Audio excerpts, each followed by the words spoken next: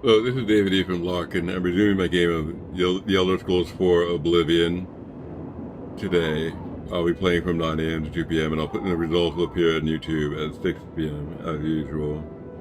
Today is Friday, August 7th, 2026. I'm on Nishiri Isles as usual. Continue with my quest to, in this case, remake the staff of Shiogorath. I have to seek out the Eye of Sirta and a branch of the Tree of Shade. One is here and one is here. I've emerged from this dungeon, having completed my business there, laden with a certain amount of treasure. It doesn't look like a great deal of it, so I'm going to skip the trip to town to sell it. I'm just going to go straight to these areas with red flags to conduct my business there. As for reading, I have a Lethbridge song, which I did read last time. So I'll read instead Darkest Darkness. Darkest Darkness. In Morrowind, both worshippers and sorcerers summon Lesser Daedra and Bound Daedra as servants and instruments. Most Daedric servants can be summoned by sorcerers only for very brief periods, within the most fragile and tenuous frameworks of command and binding. This fortunately limits their capacity for mischief, though in only a few minutes, most of these servants can do terrible harm to the summoners as well as their enemies. Worshippers may bind other Daedric servants to this plane through rituals and pacts. Such arrangements result in a Daedric servant remaining on this plane indefinitely, or at least until the bodily manifestations on this plane are destroyed, precipitating their supernatural essences back to oblivion. Whenever Daedra are encountered at Daedric ruins or entombed, they're almost invariably long-term visitors to our plane.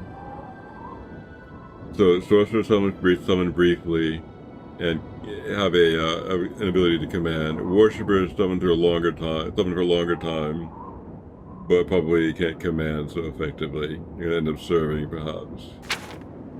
Likewise, lesser entities bound by the Daedric Lord into weapons and armor may be summoned for a brief period, or may persist indefinitely, so long as they're not destroyed and banished. The class of bound weapons and bound armor summoned by temple followers and conjurers are examples of short-term binding. Daedric artifacts like Meruni's Razor and the Master Clappicus Vial are examples of long-term binding. Some of these bound weapons and armors, these bound items last for a short time, some of them last for a long time. The juvenile temple of Morrowind has incorporated the veneration of Daedra as lesser spirits subservient to the immortal Almsteve, the Triune God of Almalexis, Sosathil, and Vivek. The subordinate Daedra are divided into good Daedra and the bad Daedra. The good Daedra have willingly submitted themselves to the authority of Almsteve, and the bad Daedra are the rebels who defy Almsteve, treacherous kin who are more often adversaries than allies. And the good Daedra are Boethia, Azura, and Mephala. The hunger of the powerful and violent lesser Daedra associated with Boethia, father of Plod. A sinuous, long-limbed, long-tailed creature with a beast-skulled head and noted for its paralyzing touch, and its ability to disintegrate weapons and armor. The Winged Twilight is the messenger of Azura, a goddess of dusk and dawn. Winged Twilights resemble the feral harpies of the west, though the feminine aspects of the Winged Twilights are more ravishing, and the long sharp hooked tails are immeasurably more deadly. Spider Daedra are the servants of Mephala, taking the form of spider humanoid centaurs with a naked upper head, torso, and the arms of human proportions, mounted on the 8 legs and armored carapace of a giant spider. Unfortunately, these Daedra are so fierce and irrational that they cannot be trusted to keep the command of the spinner. As a consequence, few sorcerers are willing to either summon or bind such creatures in Morrowind. And the bad Daedra are Meruni's Dagon, Malakat, Shiogorath, and Moloch Baal. 3 lesser Daedra are associated with Meruni's Dagon. The lesser Daedra are associated with Meruni's Dagon, the agile and pesky scamp, the ferocious beast-like Clan Fear, and the noble and deadly Dremora. A crocodile-headed humanoid Daedra, called the Daedral, is the servant of Moloch Baal, while the giant but dim-witted Ogrim is the servant of Malakat. Shiogorath's lesser Daedra is the Golden Stain, a half-clothed human female in appearance, is highly systematic and a dangerous spellcaster. Another type of lesser Daedra, also encountered in Morrowind, is the Atronach, or elemental Daedra. Atronachs have no bonding kinship or line with the Daedric Lord. They one realm or another at whims, switching sides according to seduction, compulsion, or opportunity. Now I'll take the Liturgy of Affliction. The Liturgy of Affliction, a collection of the writings of Vexus Valeron, transcribed by Aeneas Gale. And dearest reader, the tome that you hold in your hand is the chronicle of pain, of torment, and of discovery. In these memoirs, I shall impart to you an autobiography of a foolish and failed attempt to achieve a great power. Walk with me as I break the bonds of propriety, throw off the restraints of the ancient laws of the arcane, and cast aside the bonds of magical ethic, for contained herein you shall find the dying words of Vexus of Valorant. Let it be known to you, loyal reader, that I remain until my dying moment a student of Magicka, but no typical apprentice am I. I am one of the 14 unique paths to the deeper understanding of the mechanics of Magicka. Through the infliction of destruction magic upon my own flesh, I have accomplished more than any student before me has. It is by that folly that I come to you now, lucid as ever, fully alert to my faculty, and acutely cognizant of the sacrifices that I have made. In my quest, I have long since lost the capacity to feel any physical sensation beyond absolute agony. I have become so accustomed to it, so detached from the feeling, that to me pain is simply always there. You don't think of the air around you as a sensation, do you? And I now realize I've read this before, so I'm going to move on. The Predecessor. And being an examination of the curious ruins of the Shivering Isle and their terrible significance for our future, by Yingbar the Wanderer. The ancient ruins that dot the countryside are familiar sights to the inhabitants of the Shivering Isle. So familiar that their true significance has escaped notice of most until now. I have recently uncovered the terrible secret hidden in these ruins, and I will now share the secret with you. But be warned, this knowledge may be too much for some, as you'll know the awful fate that lies in store for you. Will be powerless to do anything to prevent it. If you are strong enough of mind to withstand the psychic shock, having your grim future laid bare, read on. My interest in the ruins began with a simple observation. All the ruins visible on the surface appear to be of roughly the same age and architectural style. Who created these once mighty structures, and what happened to them? Further investigation revealed an even stranger truth. Although the ruins superficially all appear to derive from the same era, they are in fact of wildly different ages. Many thousands of years separate the ruins of Larkin, by far the oldest extent on the surface, but its relatively well-maintained state, from the ruins of Abraka, which at almost 1,000 years old is one of the youngest sites now. For those who dismiss this conclusion, I invite you to visit the ruins and examine the evidence for yourself. The depth of strata covering the buried portion of the structure, the weathering of the exposed stone, the growth of vegetation on and around the structures, etc. I have compiled the evidence in a separate monograph, dating the predecessor ruins, shocking new evidence, comprehensively explained, which is presently unpublished, though gladly make it available for those scholars wishing to delve further into the minutiae of this subject. Once I began to accurately establish the date of the various ruins, a disturbing pattern emerged. The ruins fell in distinct periods. Each period separated by exactly 1,000 years from the other, although Larkin remained the exception, being many thousand years older than the next oldest extant ruin. Just only that the ruins from many earlier eras lie waiting to be discovered or have been lost to the ravages of time. What could account for this process of destruction repeating itself every 1,000 years without fail? The legend of the Grey March sprang immediately to mind, that ancient tale of a vengeful god venting his wrath upon the land. What for more than a legend? What for the dimly remembered account of a real event?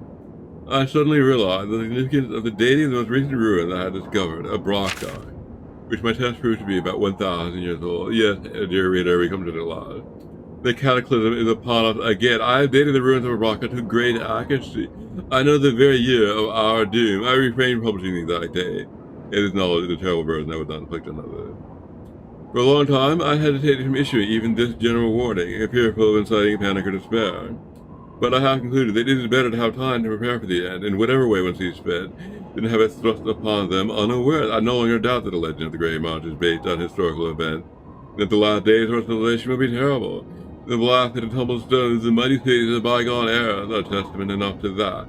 But I find it strangely comforting to know that our end is already written in the stones of our predecessors, and that struggling against our doom is as pointless as shouting against the incoming tide. I hope that at least a few of my readers will find equal solace in this bleak foreknowledge. Okay, we're ready to start now.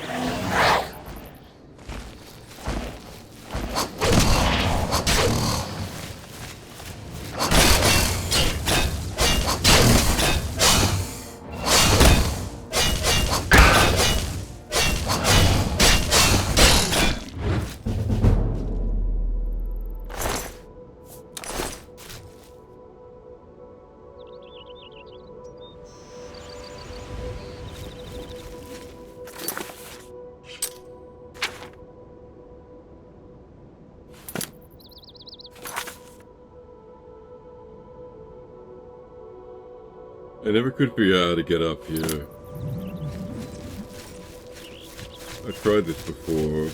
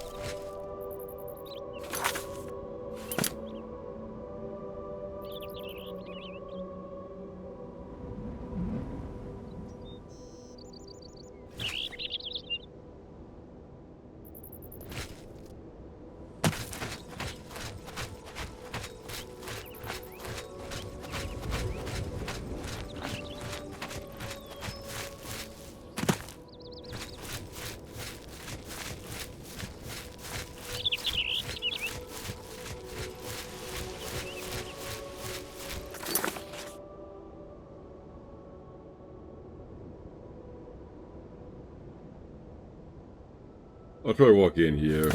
Maybe it'll let me in.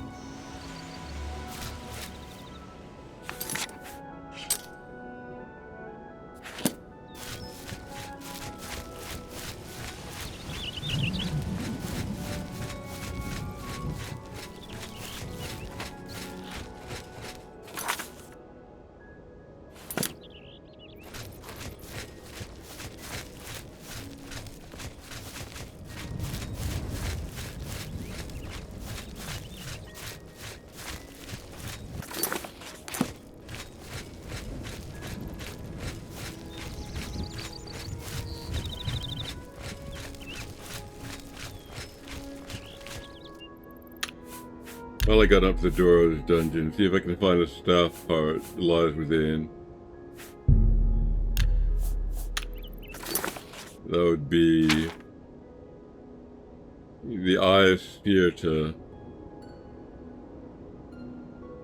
No, this is actually the branch from the Tree of Shades. The branch from the Tree of Shades that I need to buy.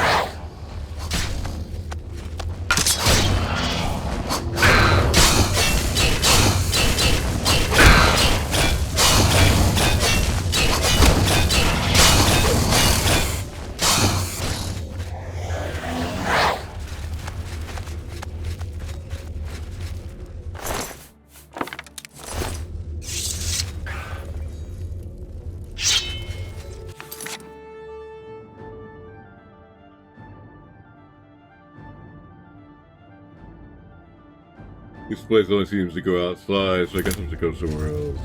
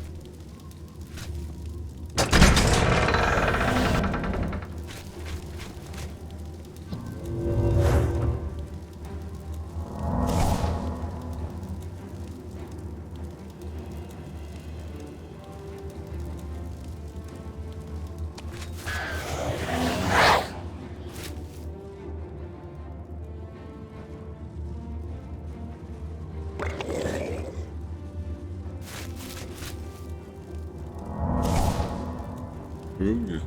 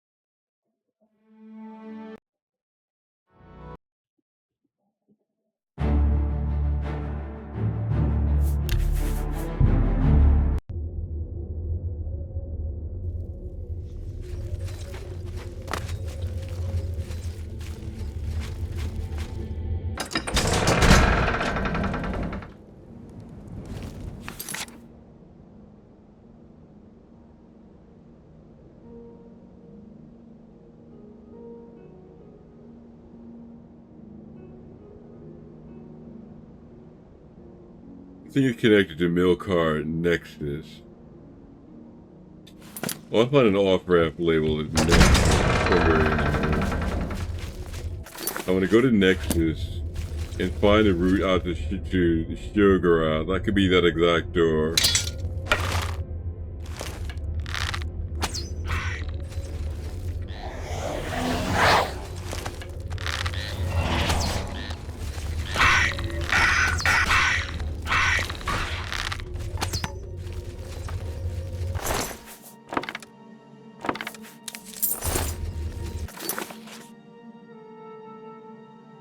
So I go to Nexus here, and if there's something like a route out to Shogara, that could be this door I'm looking at.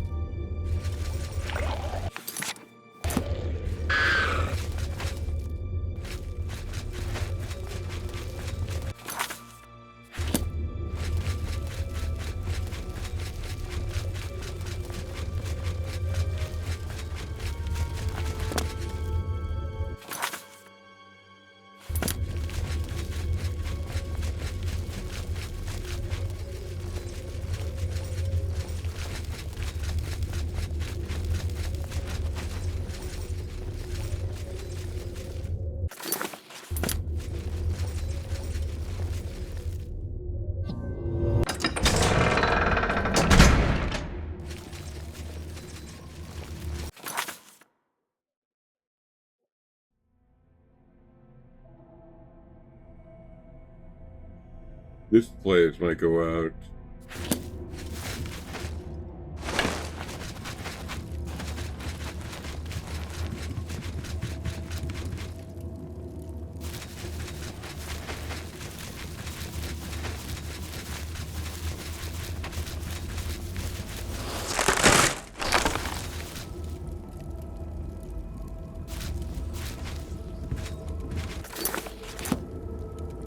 Oh, I don't know where the actual door is. Yeah, maybe. Yeah, this is where I'm supposed to be.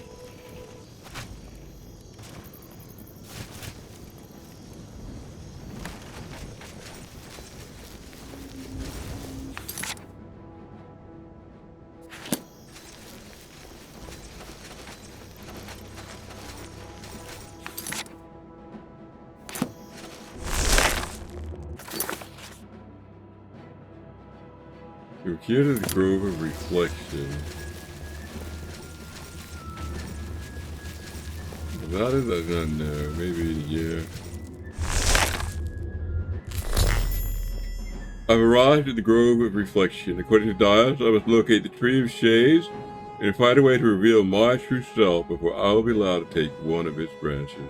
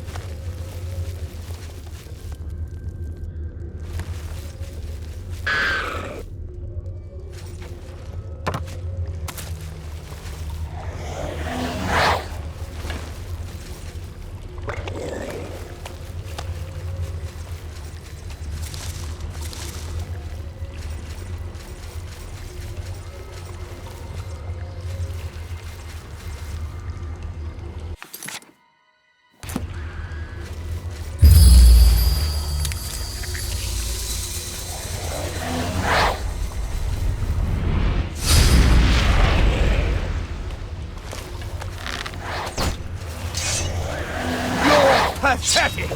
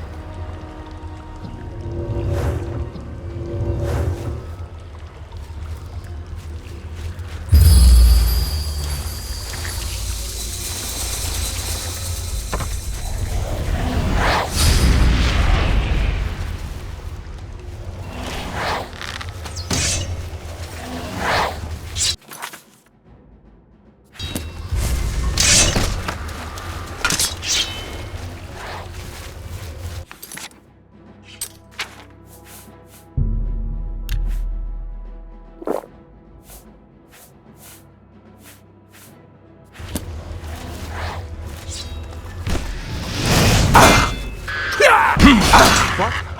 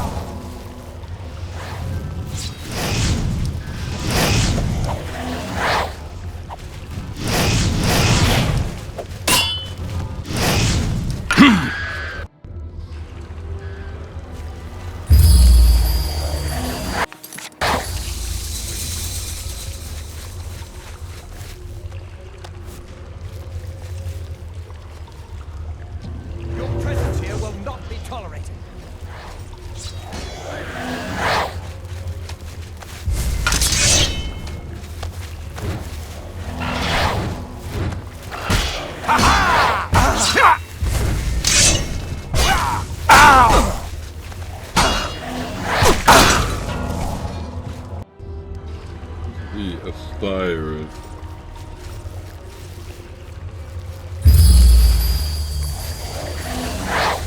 The mirror image of myself at the fight.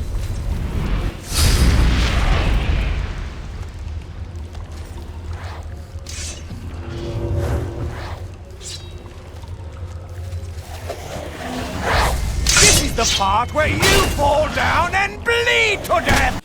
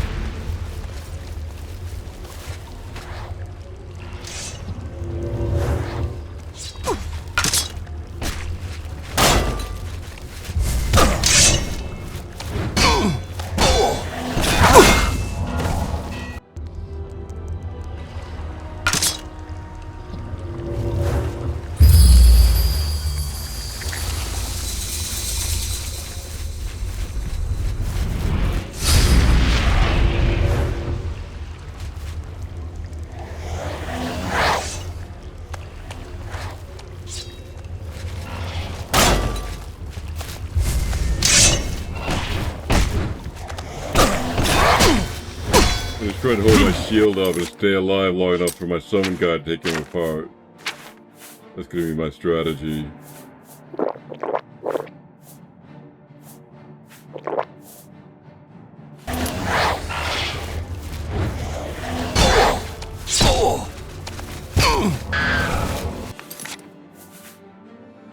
You're pathetic!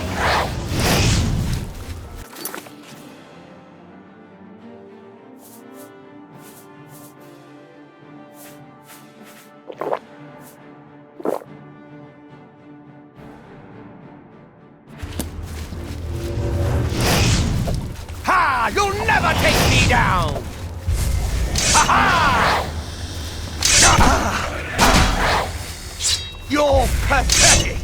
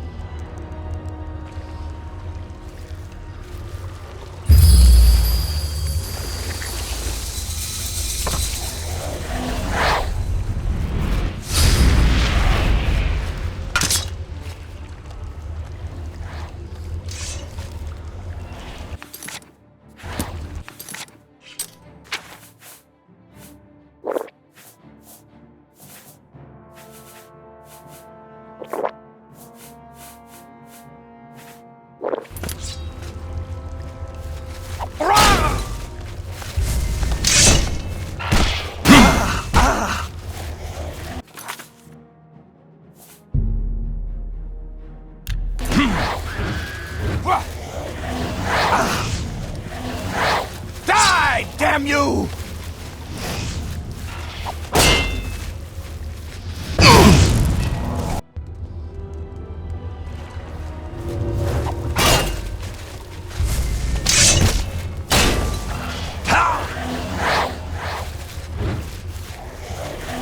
Die, cat!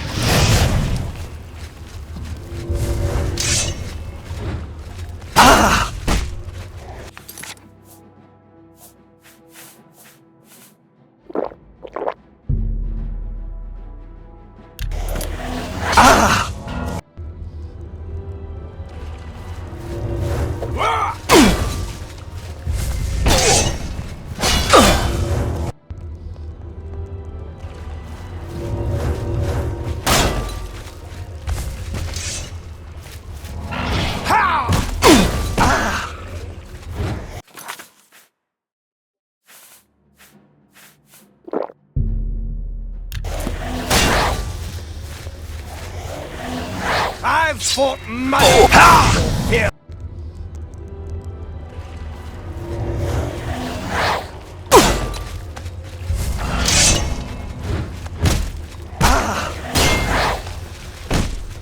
I'm just.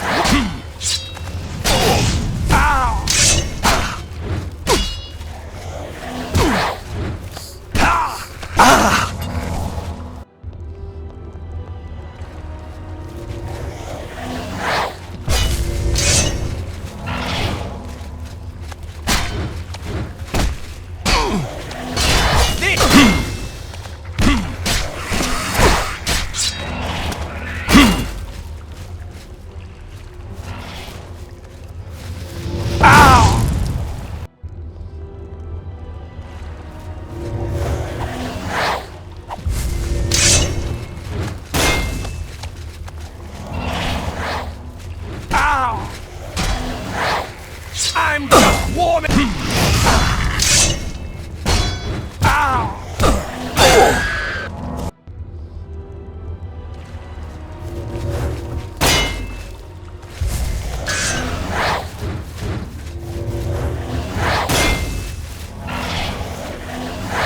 You're pathetic.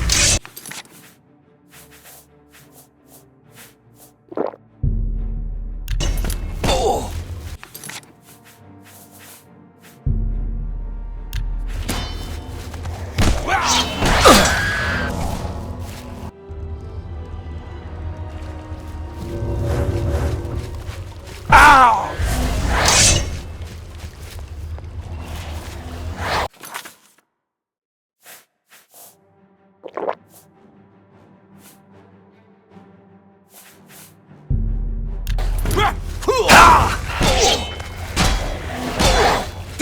your worst!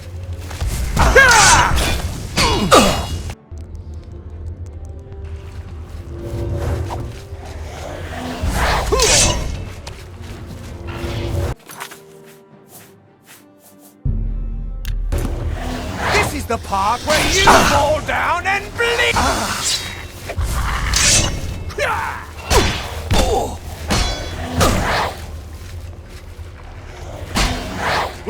That's the best you can do? Show me what you've got.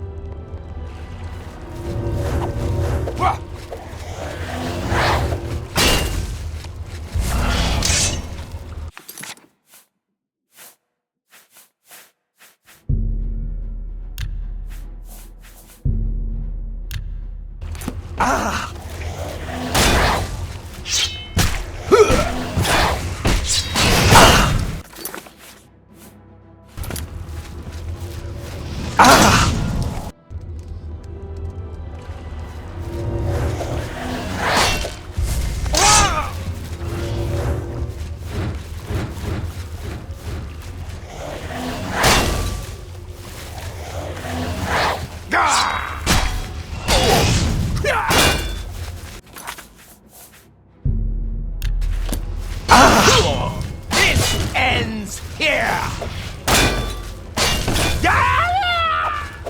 Die, damn you!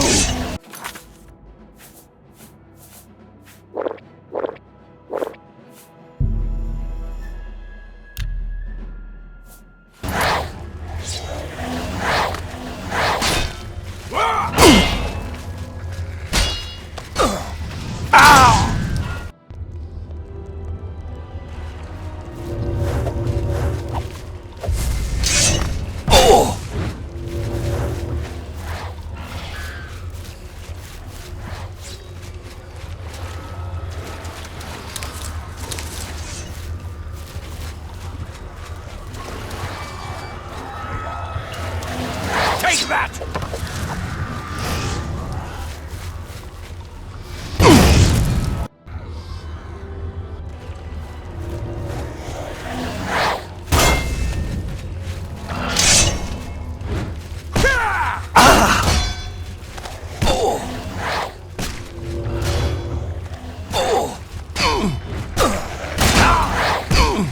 Do your worst!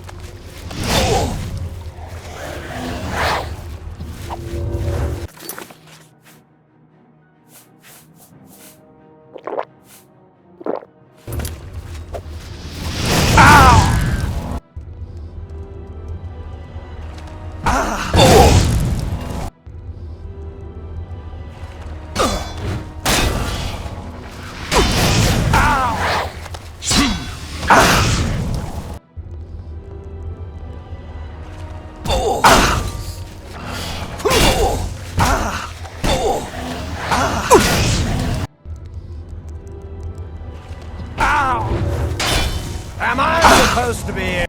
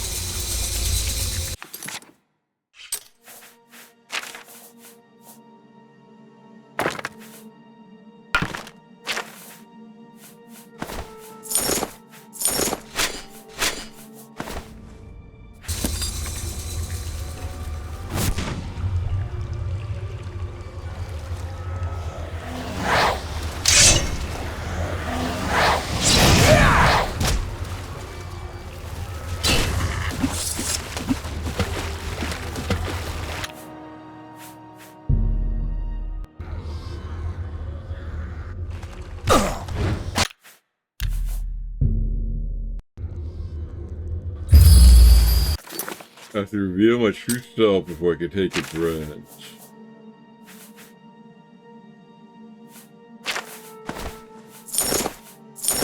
I take off all of my clothes. See what that does.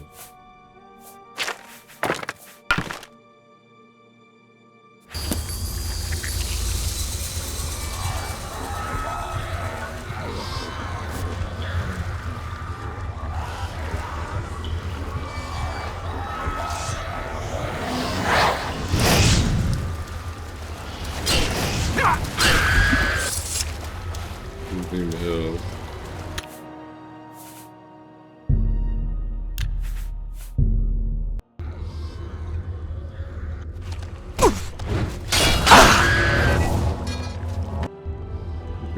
The guy seems kind of a roll.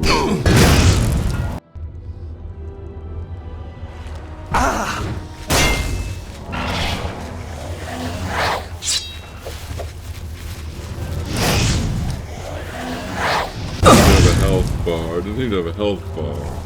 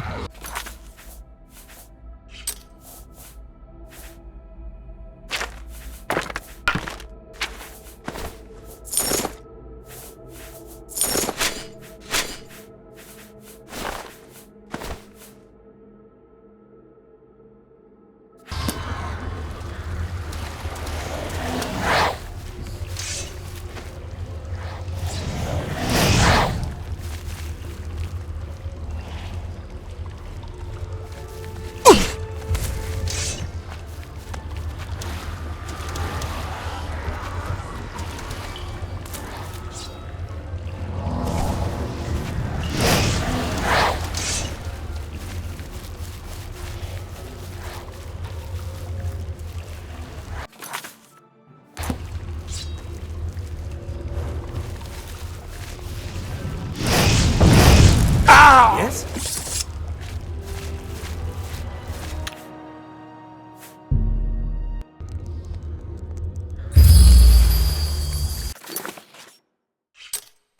The hiding doesn't seem to work. I guess I'll go for speed.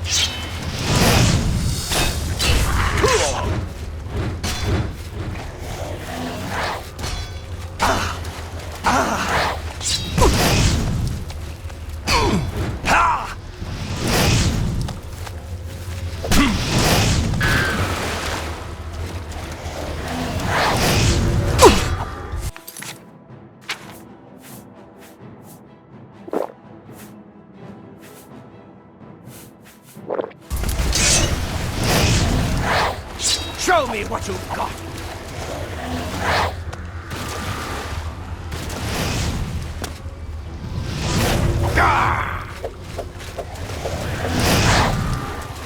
This ends here.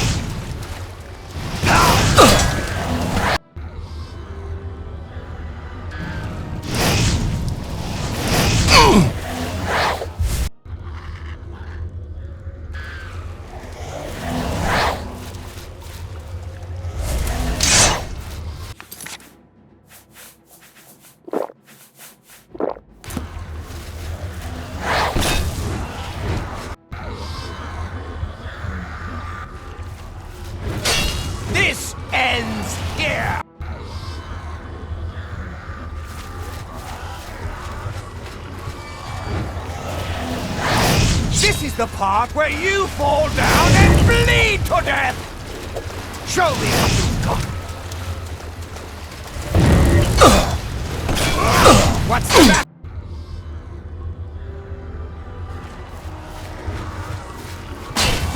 What?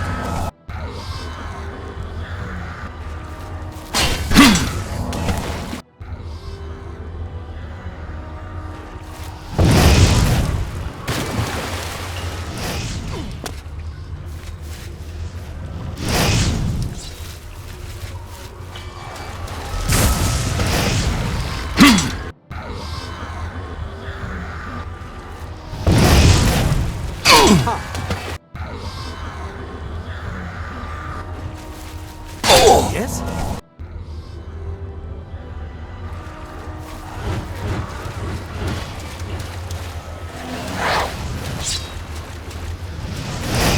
Die!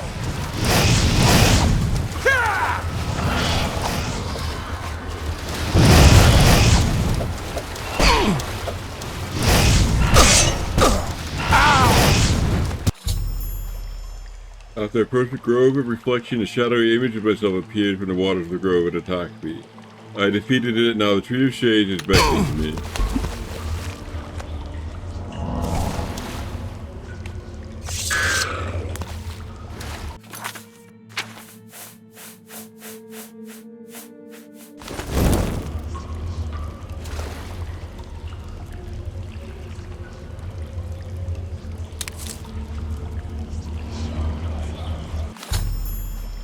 As Doss requested, I've taken a branch of the Tree of Shades. I did not seek out Stirta in the Howling Halls.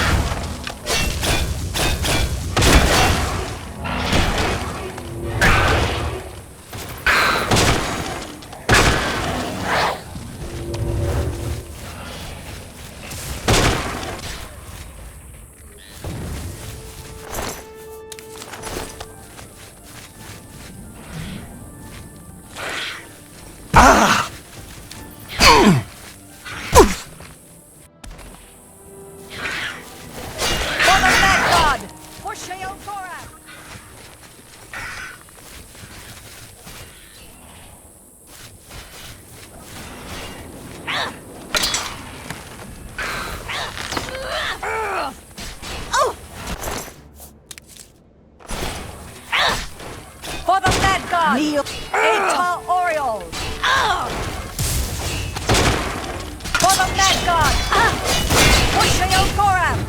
Pusheo Goram. Pusheo Goram. Orioles. Eta Orioles.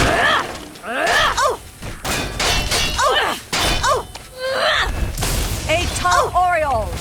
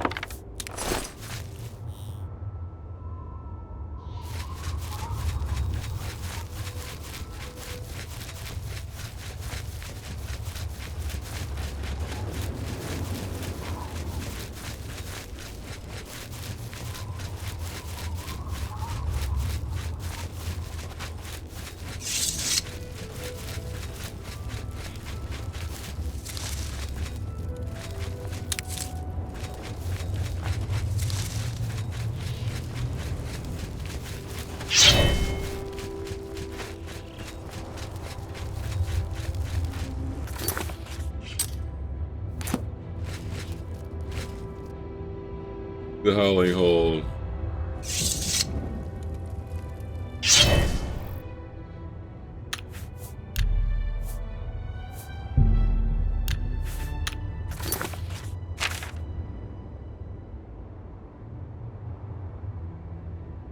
I'm now looking for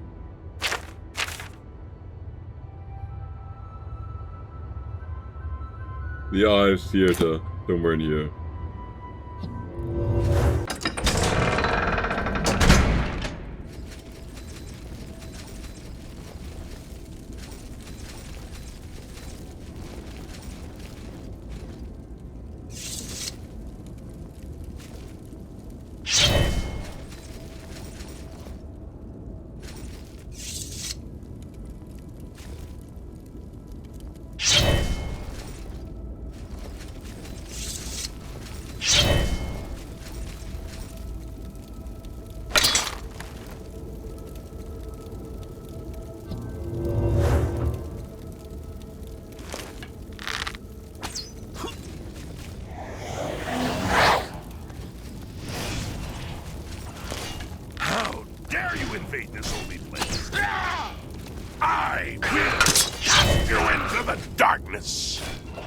Your light will shine no more.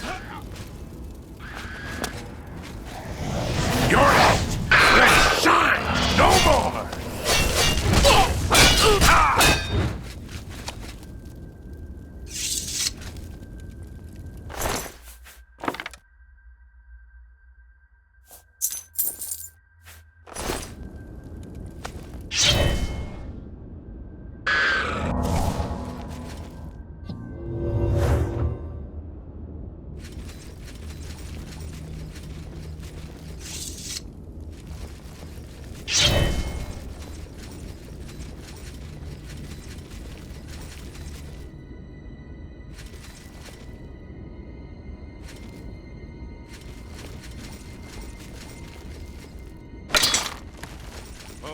Who goes?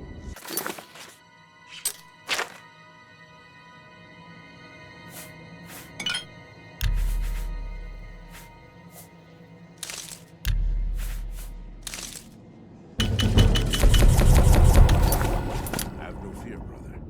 It is only me. Ah, I see you well, my friend. All the new recruits. It is hard to be certain who is who. He was here a second ago, showing him.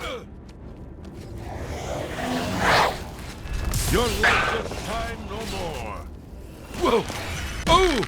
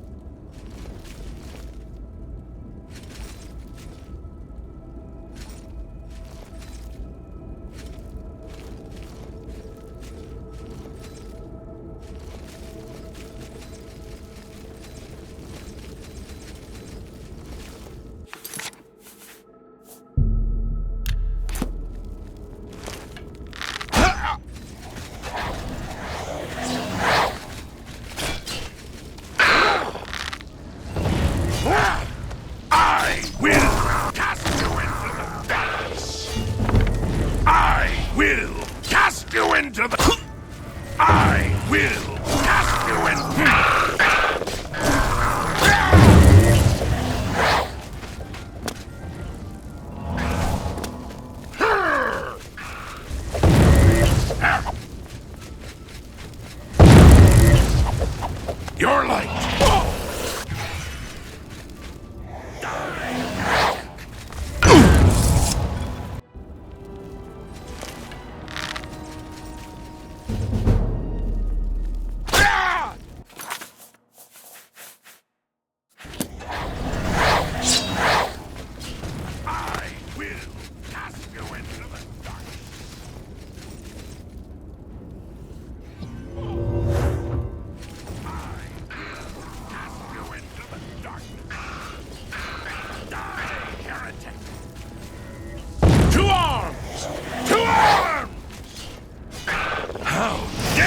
made this holy place.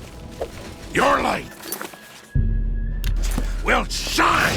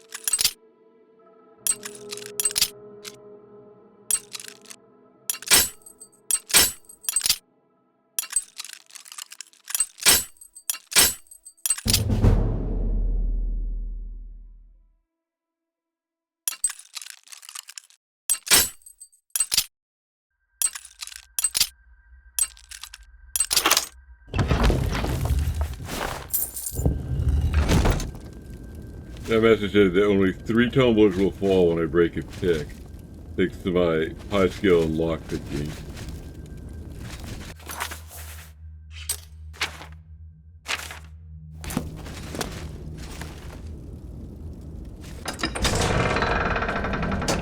You are not one of us.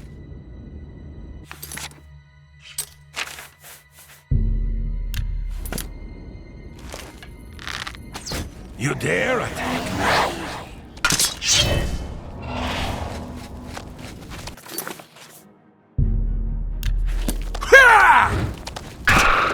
I will into the darkness.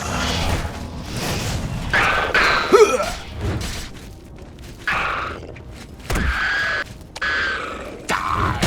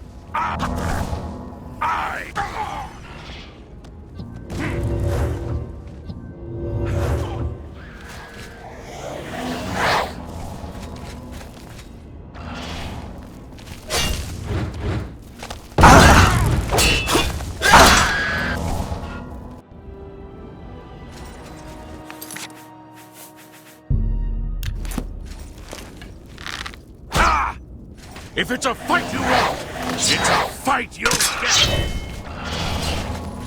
I will cast you into I will cast you into the darkness. Die!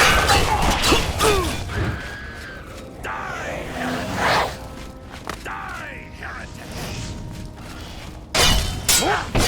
Die, heretic!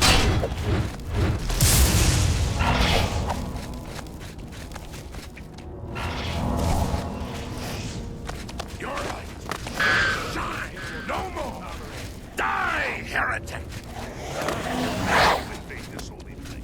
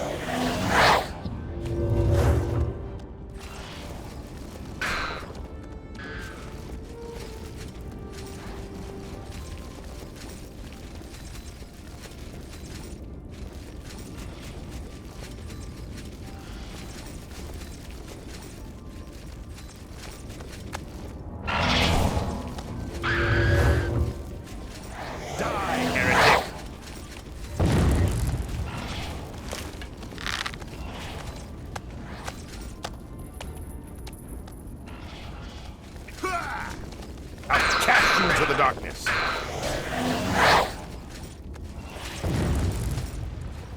How dare you invade this holy place? Die, heretic! How dare you invade this holy... Your light will shine no more.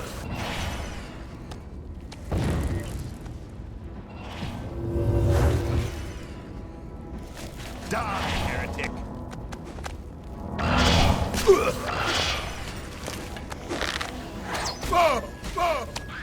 Where are you? Your light will shine. How dare you invade the holy place? Your light will shine no more.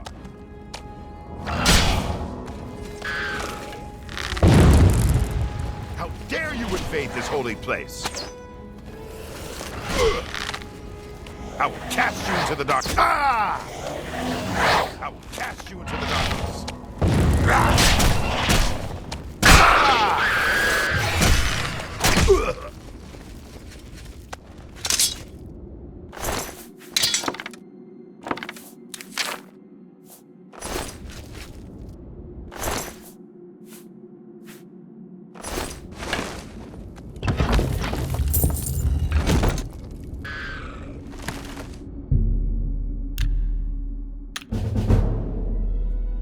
You ascended to level 20. By superhuman effort, you can avoid slipping backwards for a while. One day, you lose a step, a drop a beat, and miss a detail, and you'll be gone forever.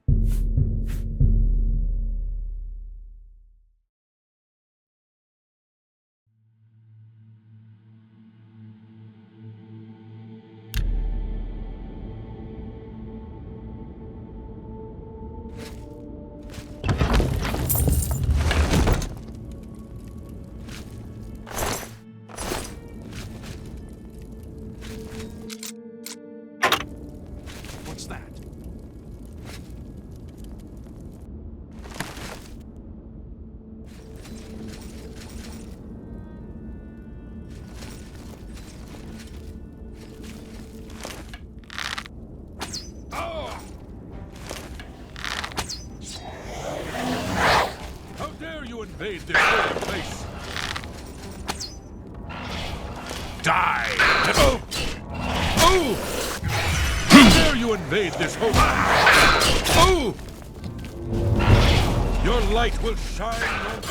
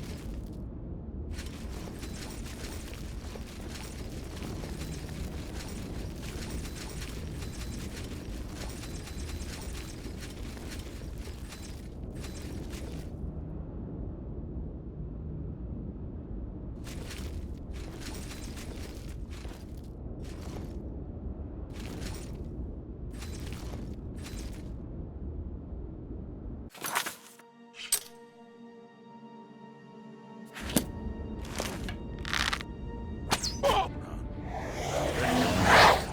Come out where I can see. Your light will shine no more. Your light will shine no more.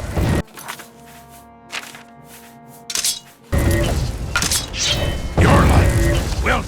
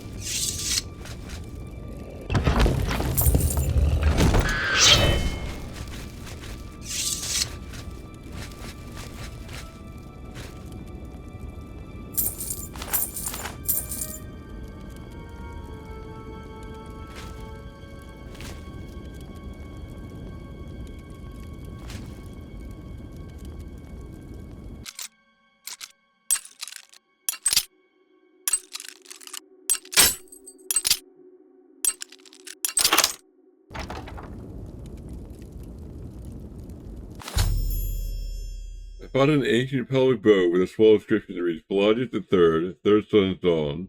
This might be something Uma Armina would want for the Museum of Oddities.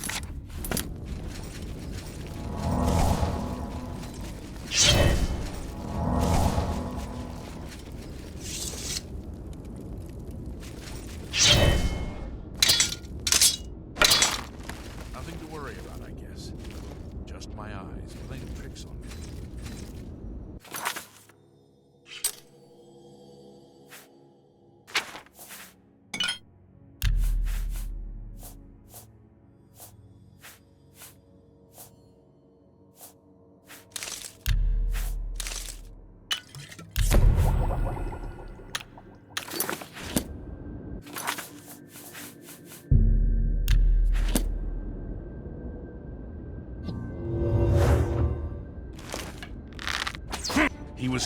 Where are you? How dare you invade this holy place? Die! Who's there? Huh? Who's there?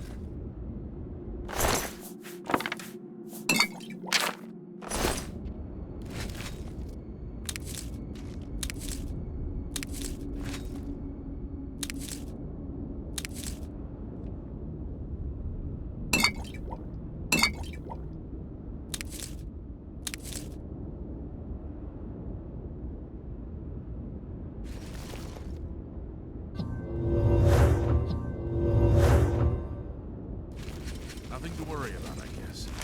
Just my eyes playing tricks on me.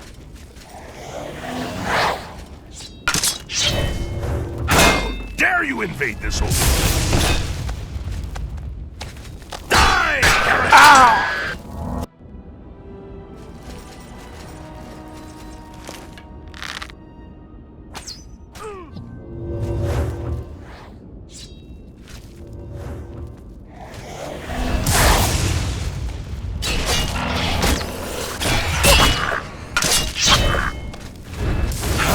Dare you!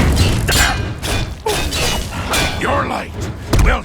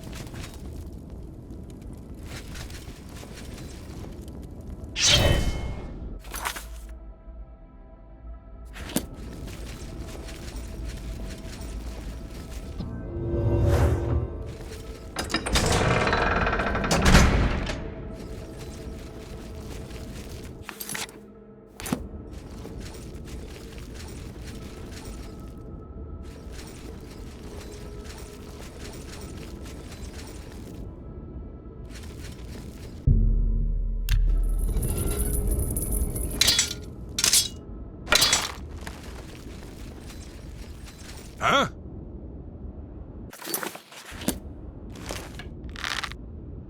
Ah! To the dust! Your light will shine no more. Die! I will This cast ends you here. into the darkness.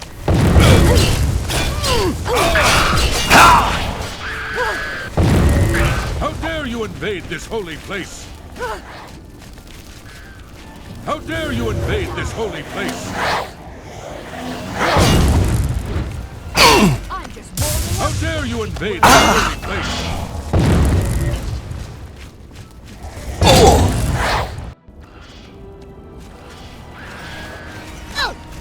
How dare you invade this? This is the part where you fall down and bleed to death. Die, heretic! Die, heretic! You'll never take me down.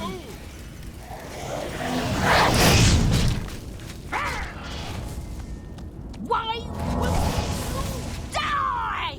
Die, heretic! Ah! Will shine no more. This ends here. Your light will shine. Die.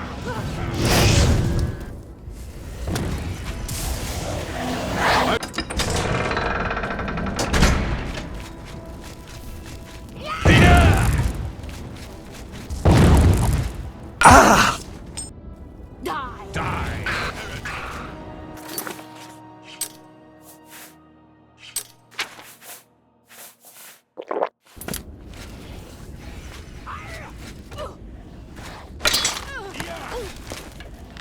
I will cast you into the... Oh! I will cast you into the darkness. Ah! Oh!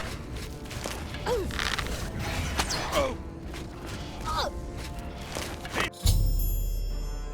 Your day is dead. Taking your eyes, you super matter now. Your light will shine no more. Yes!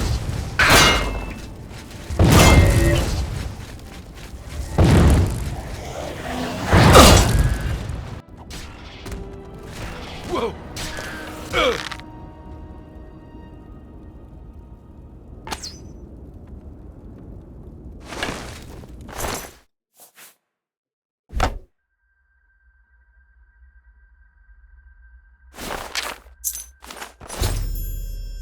Both items Dias needs to recreate the staff of Sheograth.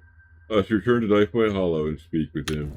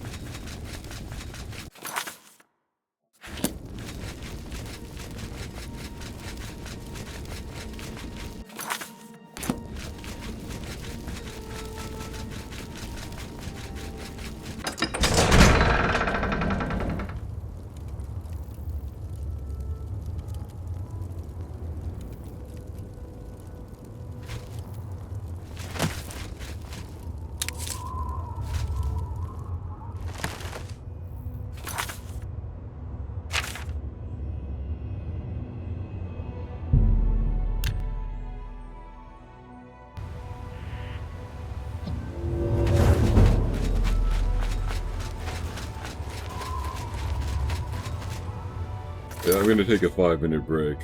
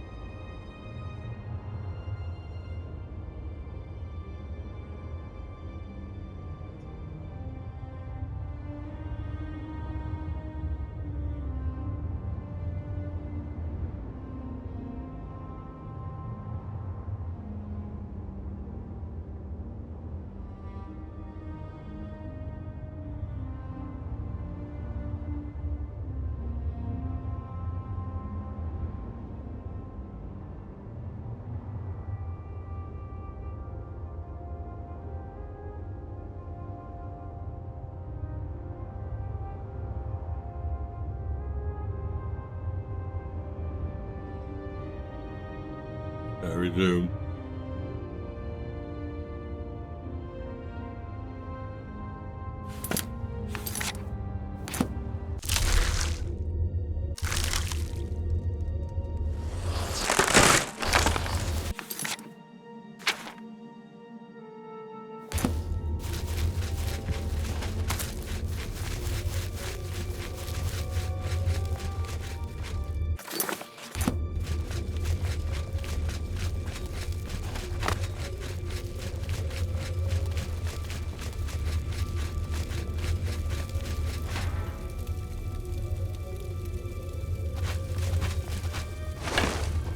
You have the items, contrary to all prediction. Once again, you defy the path set before you. However, what comes next is now unclear. If you wish to confront what is to come, I shall create the staff for you. I see it. Staff of Sheogorath holds the secrets of this realm. As such, it requires a vessel that has witnessed dark secrets. Sirta has seen things with her eyes that no mortal has. Because of this, her eye will serve well to contain that which the staff must hold. Now that you have both components, I can remake the shell of the staff. Staff of Sheogorath. You possess the eye and the branch. Together they shall form the physical shape of the staff of Sheogorath. After I shape them into the staff, you must take it to the seat of power in the Shivering Isles, the palace of Sheogorath. There, imbue the staff with power from the font of madness. Soak the staff in the waters of the land, and it will open its full power to you. You have defied the expected and accomplished something that denies all logic. I must contemplate the error in my calculations. Now, take your treasure and leave me.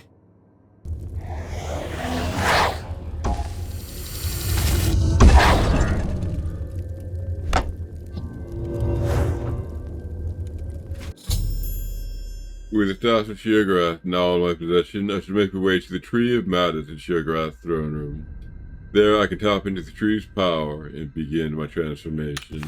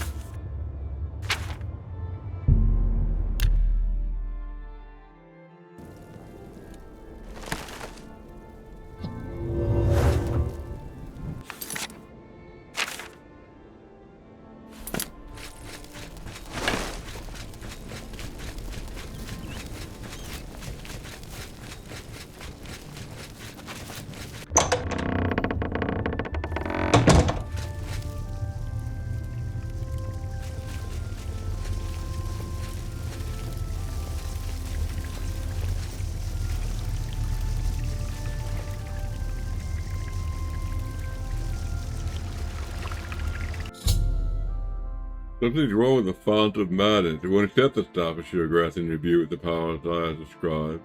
Perhaps Haskell knows what's wrong with it.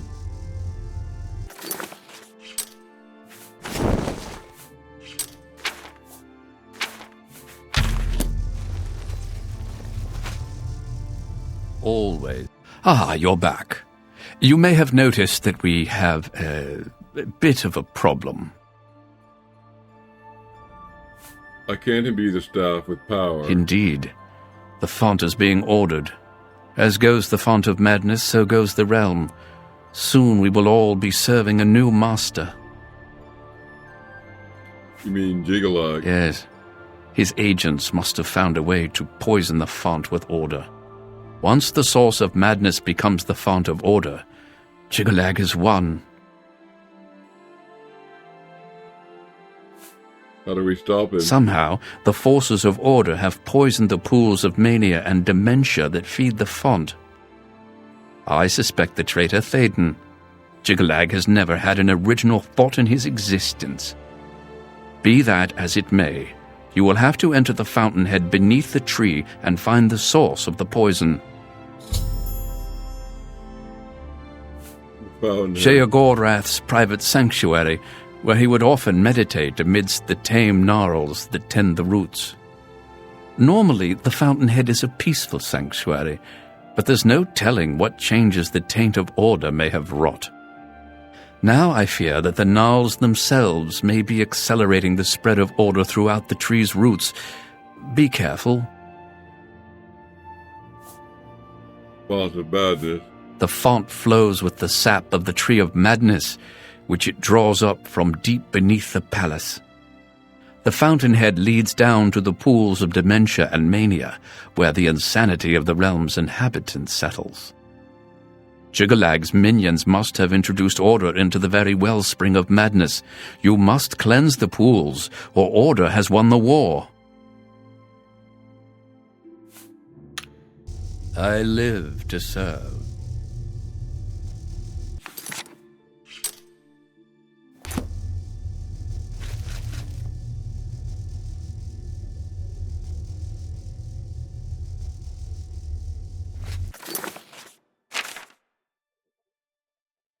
The father's madness has been poisoned by order. If he becomes fully ordered, the realm is lost, and Jiggalag is won. Haskell suspect the order has somehow gained access to the pools of madness in the font. I need to enter the fountainhead beneath the trees, find the source of the poison before it is too late.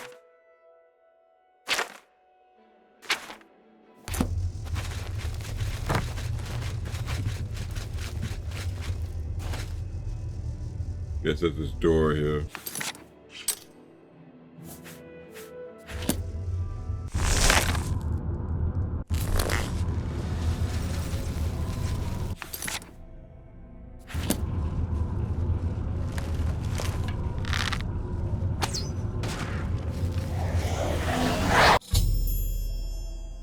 I've witnessed Gnaw removing the order crystals or poisoning a door here in the fountainhead. Teams of tame gnolls here can halt the spread of order throughout the dungeon. I'm able to use their help as I work my way to the pools of mania and dementia. Ah, you're back. Or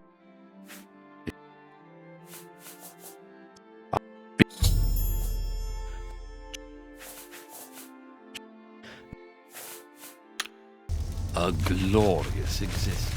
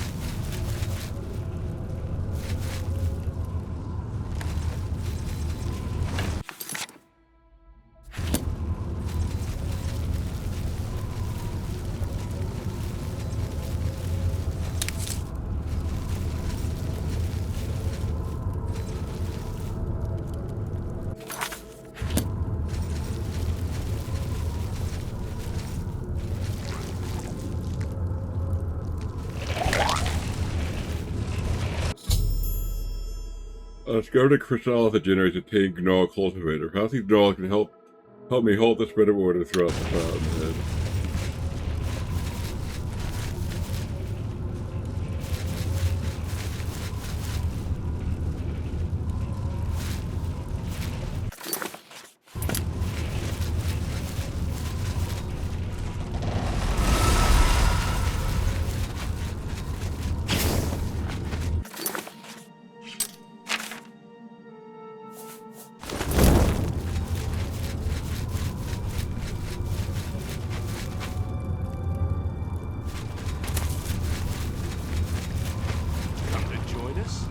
Or simply to die.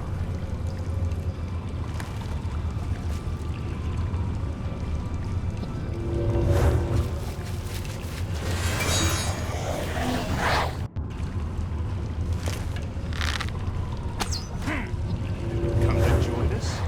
Or why? One more man does what he is following.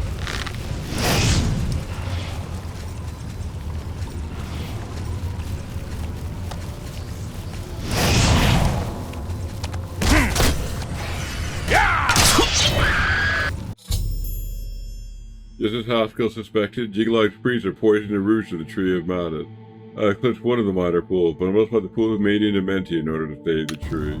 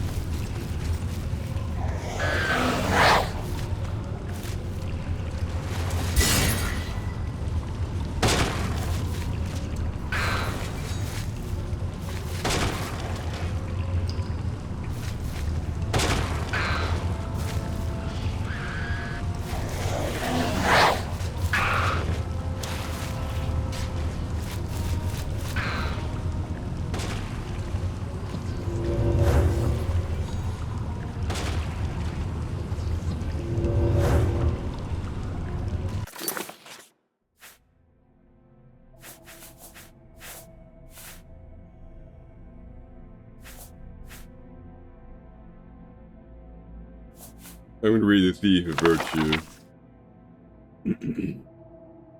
Just get rid of 2 pounds. And let me tell the tale of the Thief of Virtue. In the land of Hammerfell in the city of Stutt, there lived a baron who was quite wealthy. He was a noted collector of rare coin. The Baroness Veronique found the whole thing quite tedious. However, she did appreciate the lifestyle the baron's wealth provided. Ravius Turinus was a noted thief. He claimed to be a master thief in the mystical guild of thieves. However, that was most likely just a braggadocio. The only known thieves guild was wiped out over 450 years ago. Ravius decided that the Baron should share his wealth. Specifically, he could share it with Ravius. The wily thief crept into the Baron's castle one night and intended to do just that. The walls of the castle were noted for the height and scalability. Ravius cleverly used an arrow of penetration to fix a rope to the top of the battlements. Once on the battlements, he had to evade the Baron's guards. By hiding in the shadows of the crenellations, he was able to work his way to the keep undetected. Entering the keep was child's play for a thief of his caliber. However, a cunning lock with no less than 13 pins protected the private quarters of the Baron. Ravius broke only 9 lockpicks to open it. Using only a fork, a bit of string, and a wineskin, he disabled 7 traps guarding the Baron's coin collection. Truly, Ravius was a master among thieves. With the coin safe in his grasp, Rabbit made an escape only to find the way blocked. The Baron had found the open door and was raising the guard to scour the castle. Rabbit slid deeper in the castle, one step ahead of the questing guard. His only way out lay through the boudoir of Baroness Veronique. He entered to find the lady preparing for bed. Now it should be said at this point that Rabbit was noted for his handsome look, while the Baroness was noted for her plainness, was the factor immediately recognized by each of the pair. If I come to plunder my virtue, asked the lady, all trembled. Nay, fair lady, Rabbit said, thinking quickly. Plunder be a hard turn to fly upon such a delicate flower as your virtue. As he thought made off with mine husband's precious coin, Rabbit looked deeply in her eyes and saw the only path by which he would escape this night with his life. He required a double sacrifice. Though these coins are of rarest value, I have not found a treasure that is beyond all value, Rabbit said smoothly. Tell me, O beauteous one, why does thy husband set 7 deadly traps around the tawdry coin? Only a simple lock by the door of his virtuous wife? He needs to protect those things that are dearest to him, Veronique replied with ire. I give all the gold my possessions to spend but a moment bask in your radiance. With that, Rabbit set down the coin he'd worked so hard to steal. The Baroness swooned into his arms. When the captain of the guard asked to search her quarters, she hid Rabbit most skillfully. She turned over the coin and claimed the thief dropped it when he fled out the window. With that sacrifice made, Rabbit steeled himself for the second. Robbed the Lady Veronique of her virtue that night. He robbed her of it several times, lasting well into the wee hours of the morning. Exhausted yet sated, he stole away in the pre-dawn hours.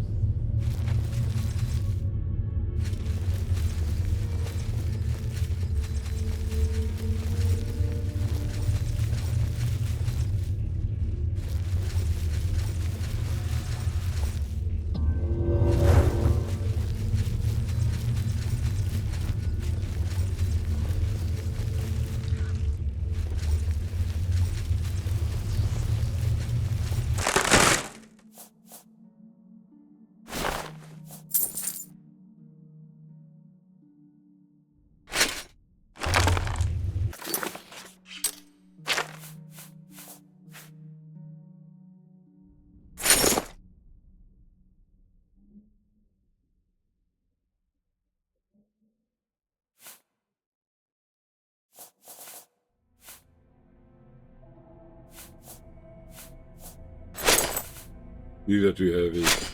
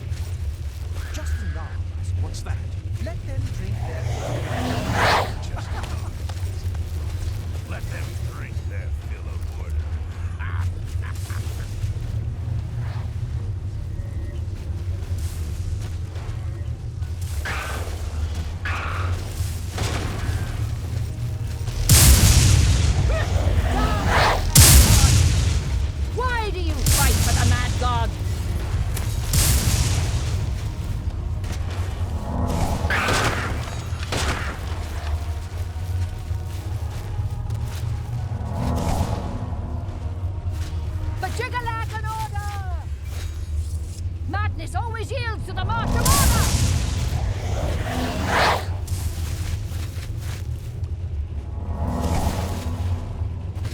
Mad, there he is! To arm! One of the Mad God's minions.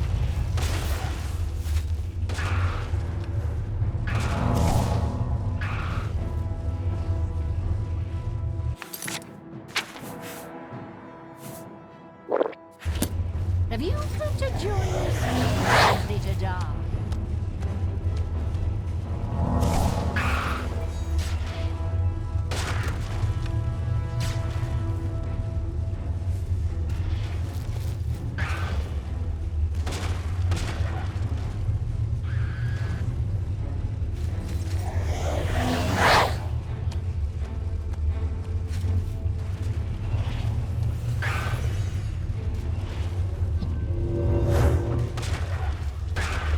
Have you come to join us, or simply to die?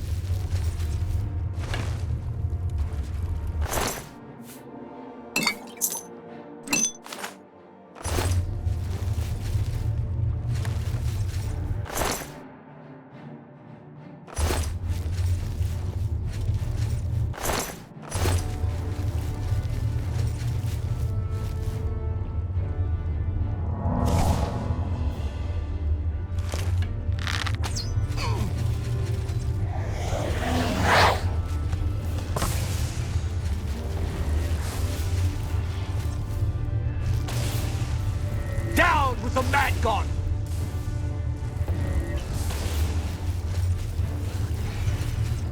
You should...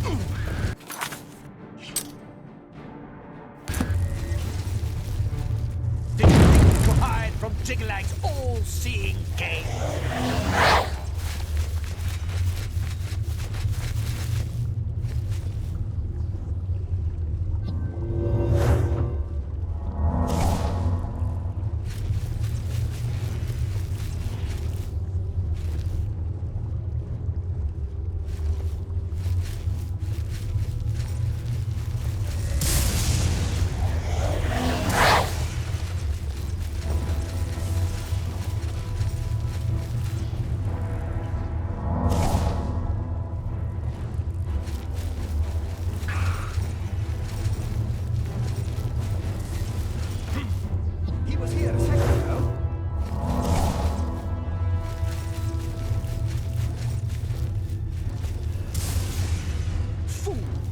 Have you come to join us?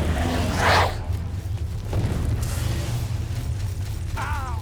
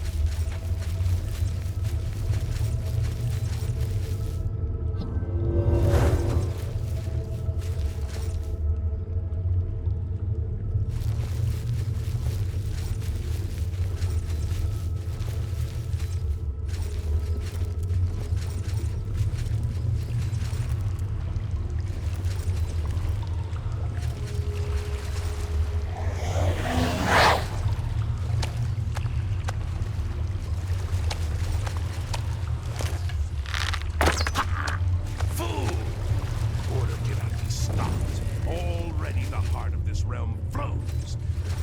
There he is! To arms!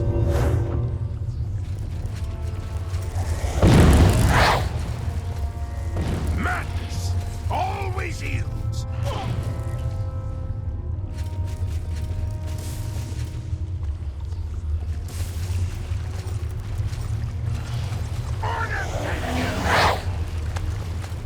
There he is! To arms!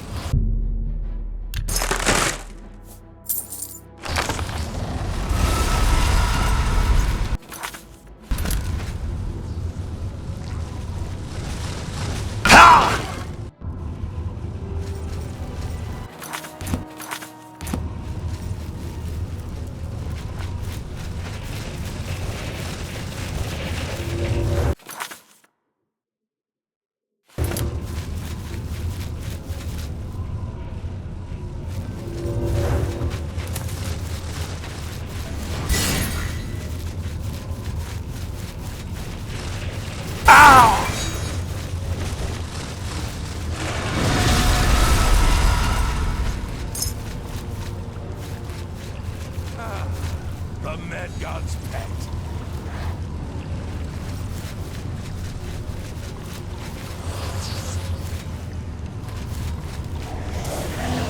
And always proves the strongest.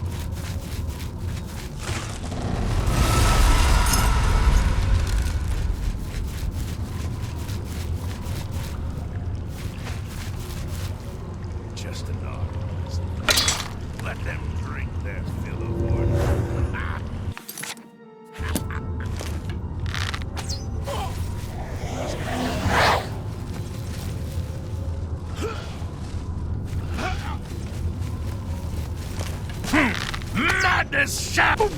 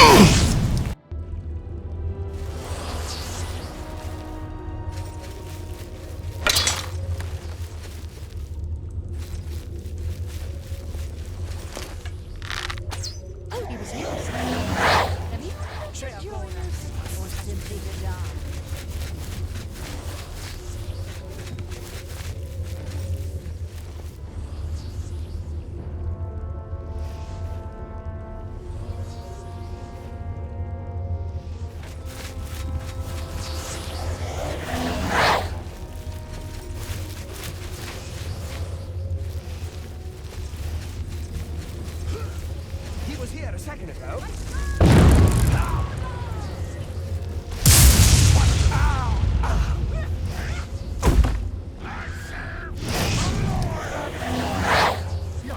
One more, the Mad God's deluded followers.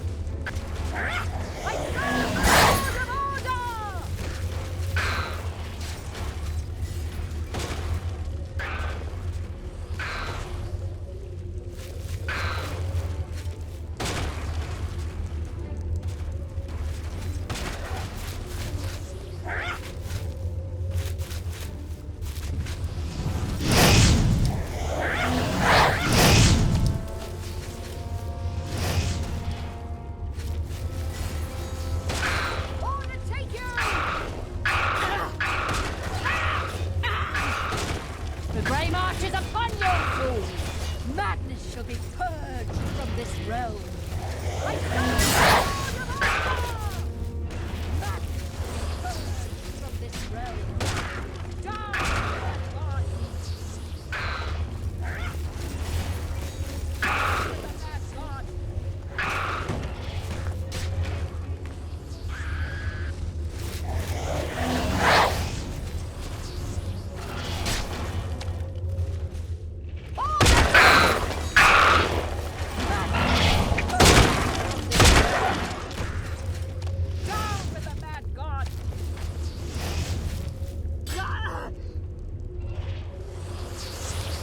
Look, what?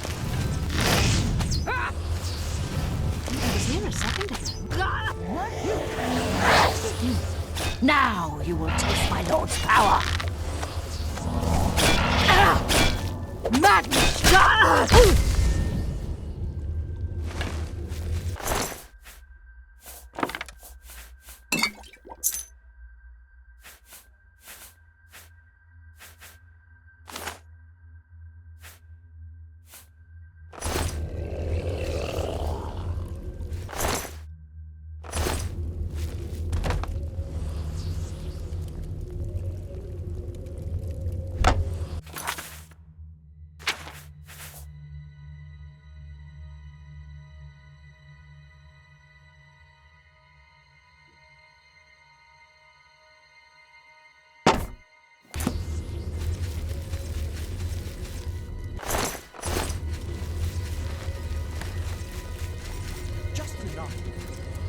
What's that?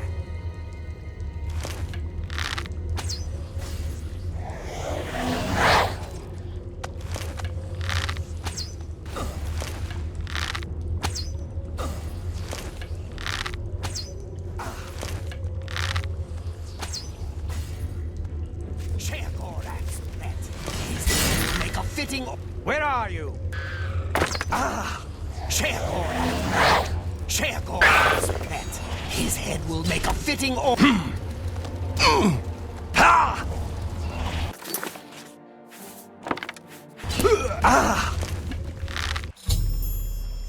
I killed the priest of order and cursed the pool of mania. The traitor Thaden was among them. Now that I've cleansed both pools that feed the pot of madness, I should be able to imbue the staff of Sheogorath with power.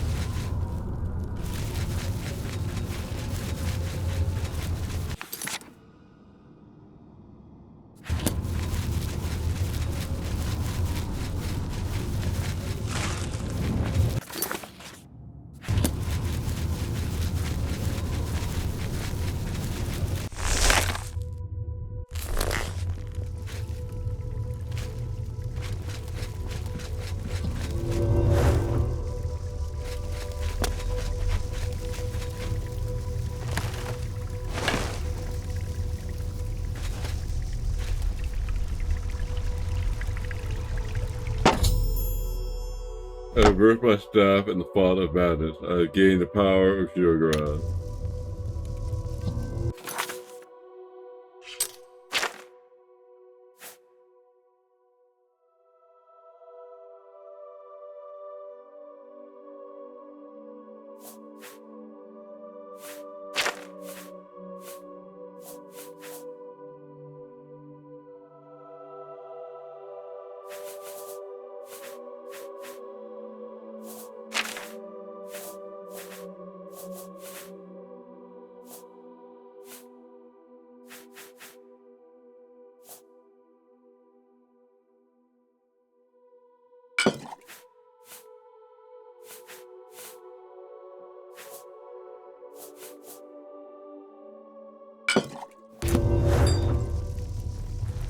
My lord, Otkendo Jansa sent me to find you. She requests your immediate assistance. What does that Kendo Johnston want? I don't know, my lord. She only said it was a matter of the gravest import to the security of the realm.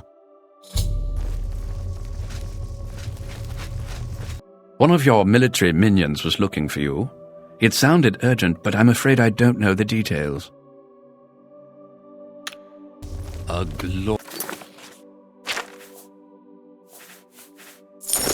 existence, truly.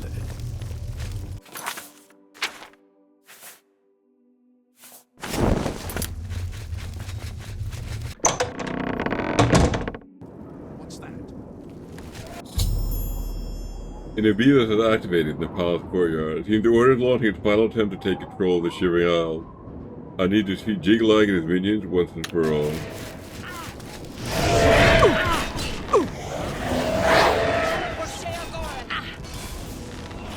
Mezkin for the mad...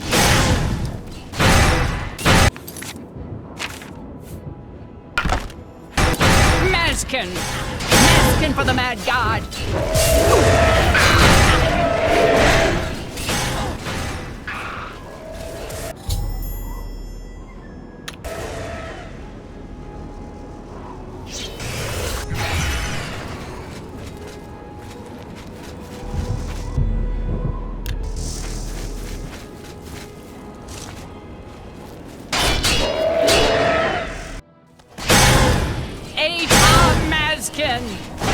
For the mad god!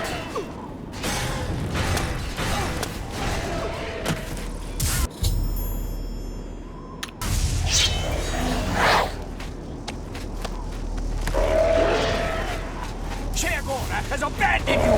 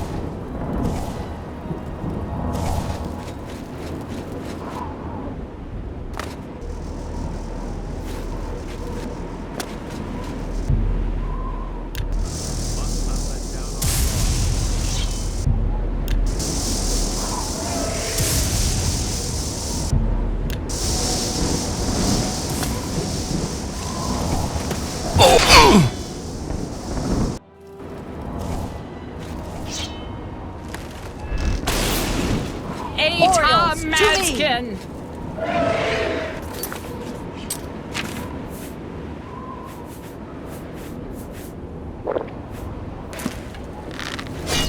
Defend the palace!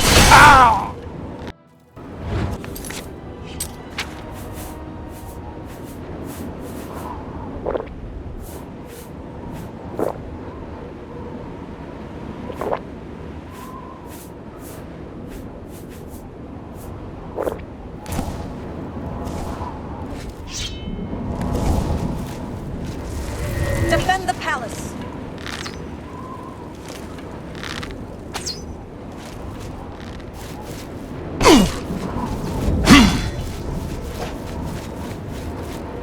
Orioles to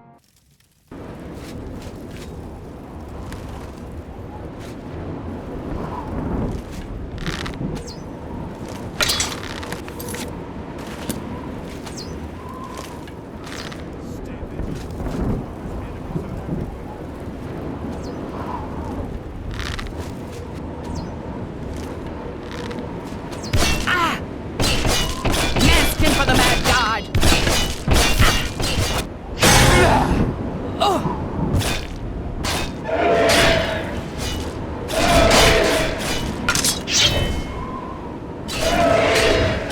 Maskin for the mad god! Defend the palace!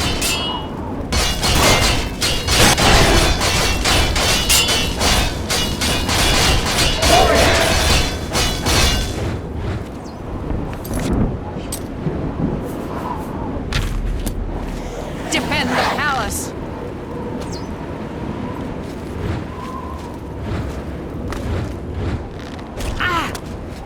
Defend the palace!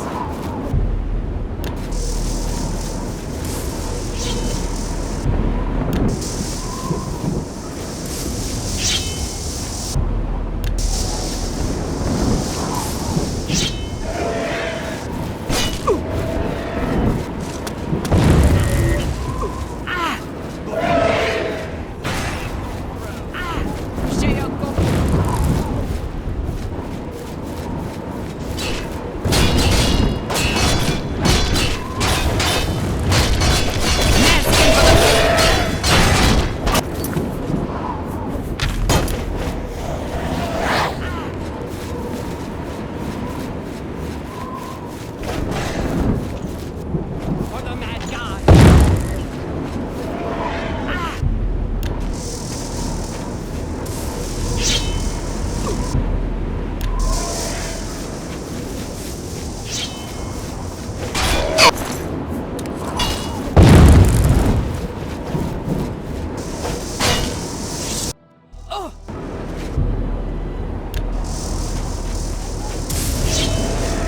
A-top!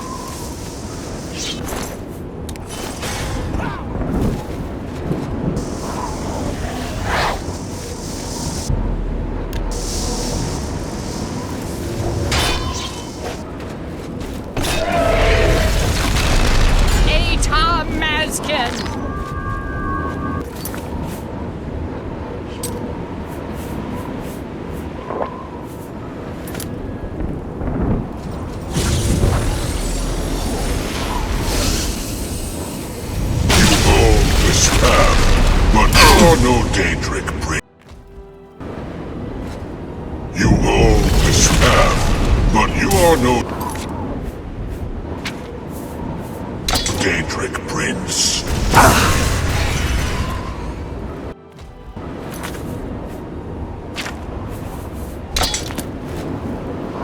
You hold the staff, but you are no Daedric prince.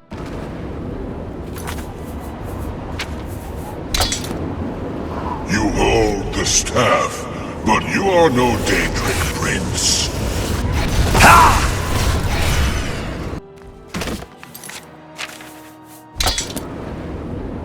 You hold the staff, but you are no Daedric.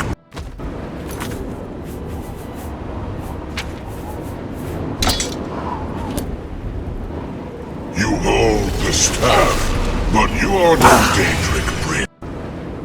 You hold the staff, but you are no Daedric prince. You hold the staff, but you hold the staff, but you are no Daedric prince. You hold the staff, but you are no Daedric prince. You hold the staff, but you are no Daedric prince. You hold the staff, but you are no Daedric prince. You hold the staff, but you are no Daedric prince. This ends as it always does. Order shall reign.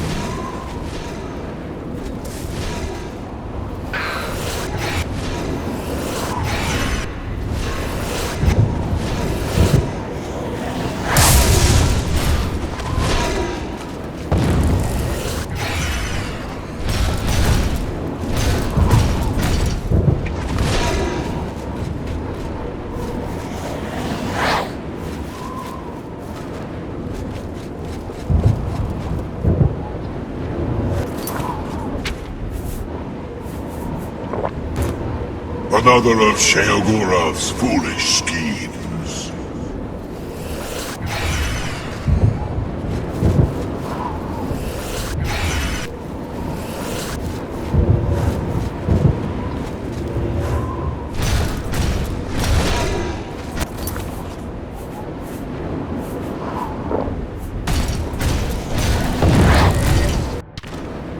You hold the staff, but you are no Daedric prince.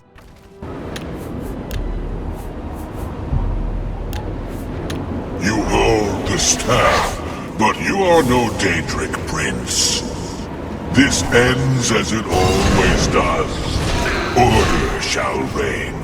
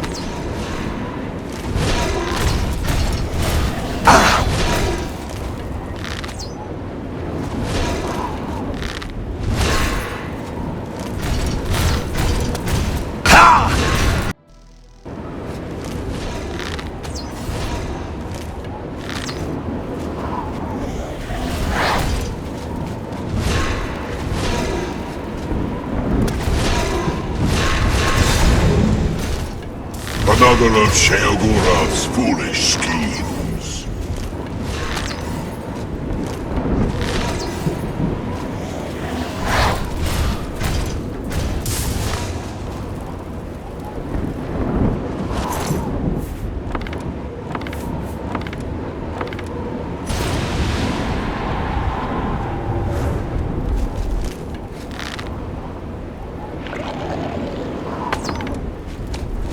Enough!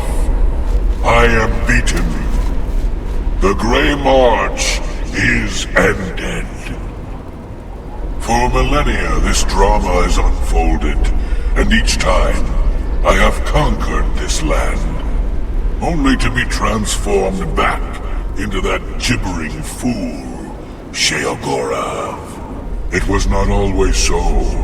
Once I ruled this realm, a world of perfect order.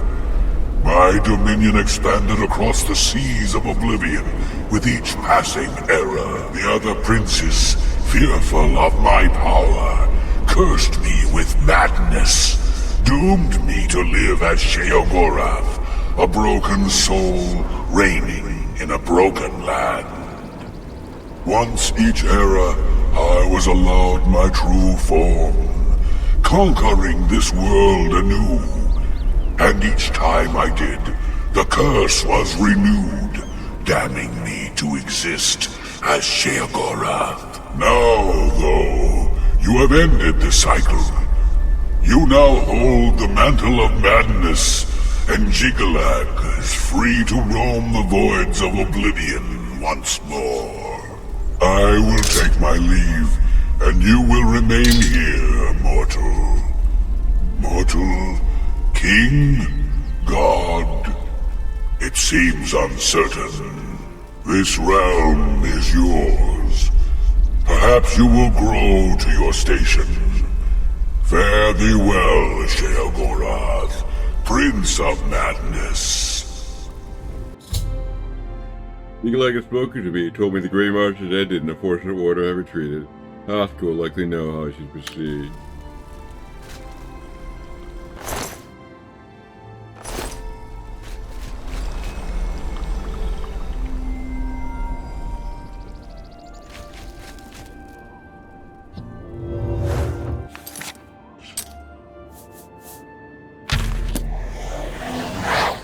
What a mess.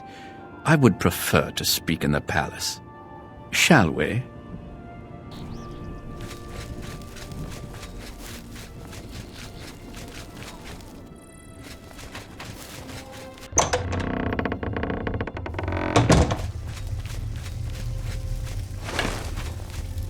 You've done it!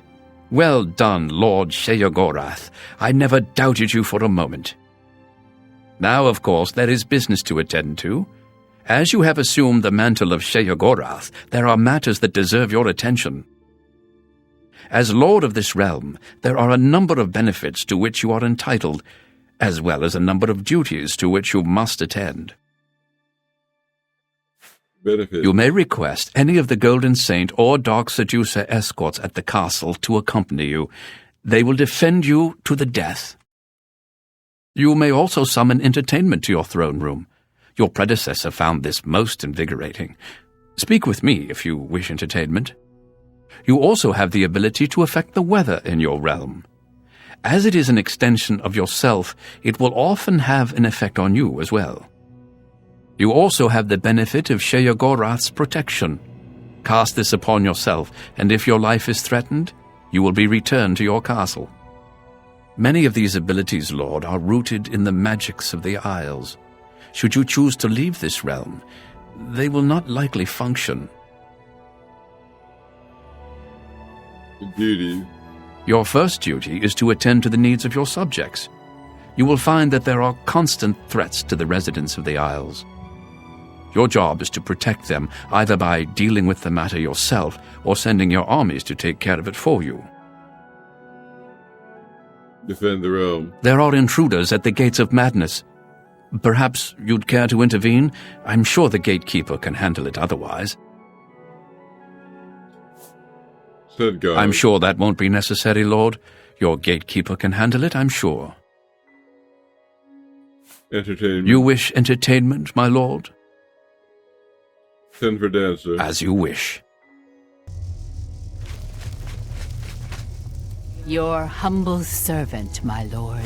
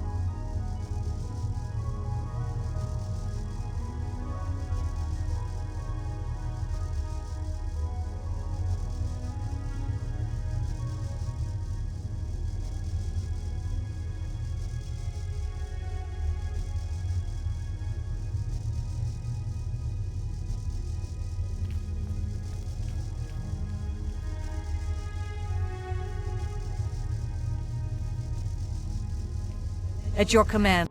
You wish an escort, Lord? Yes. Of course, sire. You wish an escort?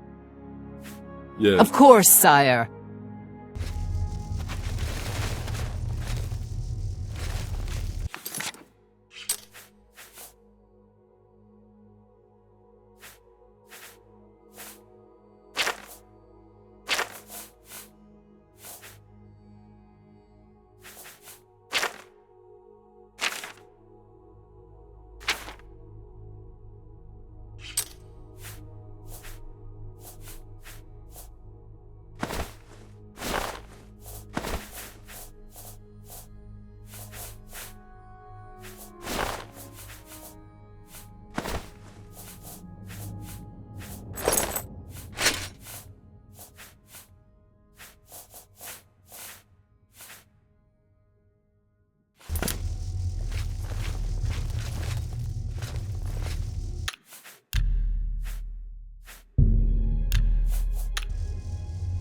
Always a Are you injured, Lord?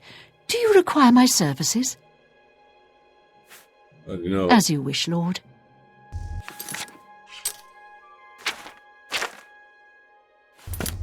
Are you injured, Lord?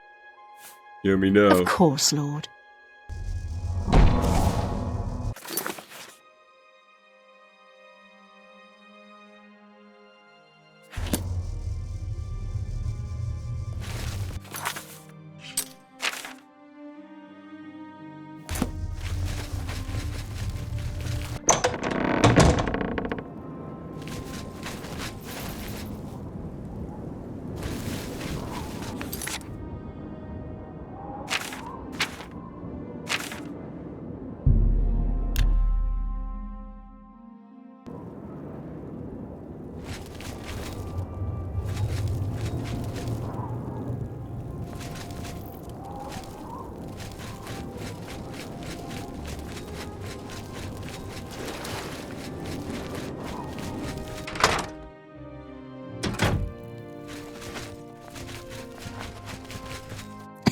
I'm sorry to trouble you again, but I think the cure has worn off.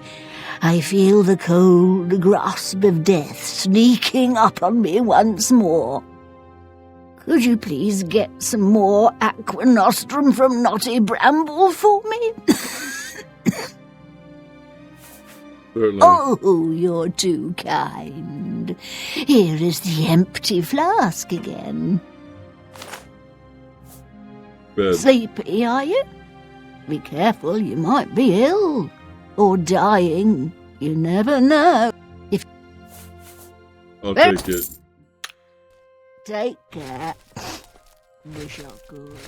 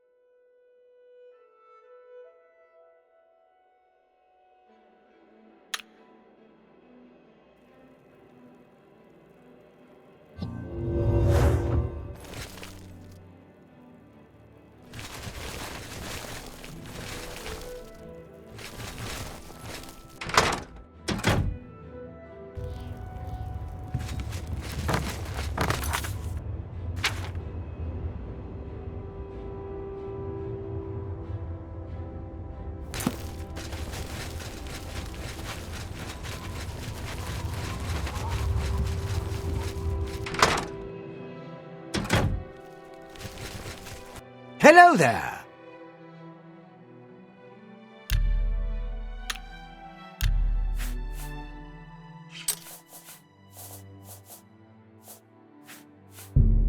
A fair... That's a fair deal. That seems fair to me. That seems like a fair bargain. A fair... That's... You got a good deal. That seems like... That's a fair bargain.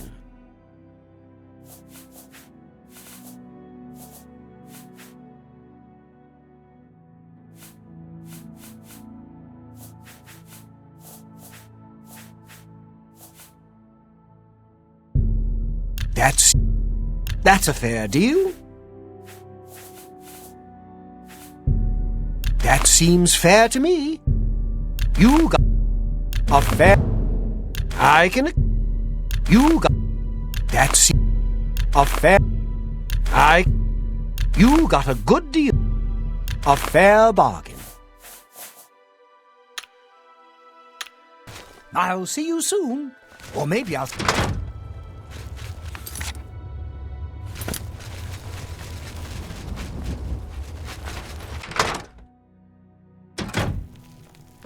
Welcome to the Museum of Oddities. Let me know if you'd like a tour of our exhibits. Have you found a new oddity that you'd like to contribute to the museum? I offer the pelvis of Pelagius. That's amazing!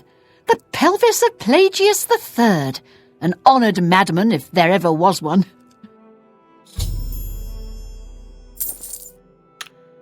See you.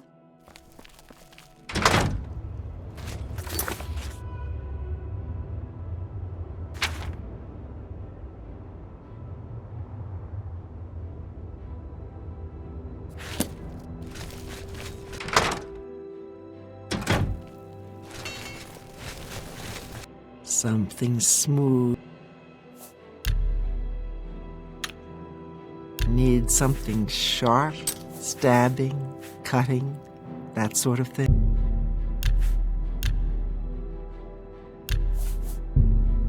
You got a good deal there. You got a good... That's a fair deal.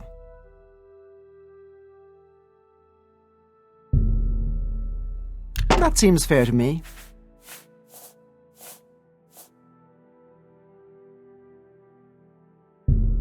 I can... That's a fair... That seems fair to me. That's a fair deal. A fair bargain.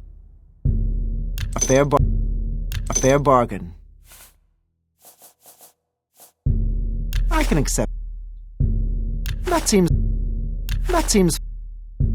You got a good... A fair bar... That's a fair... I can accept... You got a good deal there. A fair bargain. I can accept that.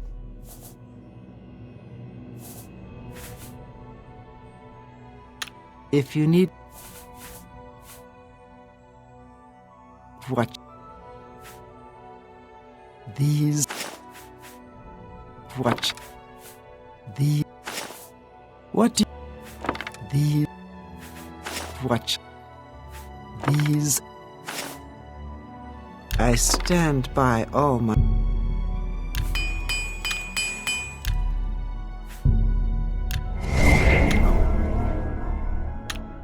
Take...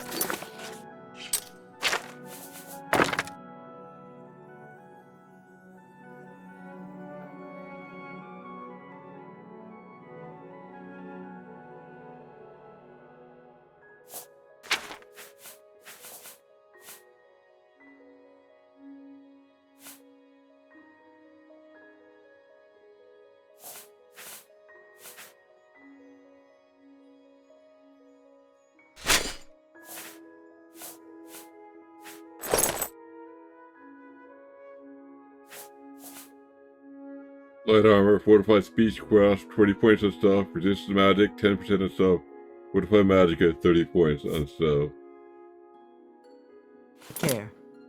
I do... I've got the sharpest blades in the Isles. Maybe anywhere. You got a good deal there.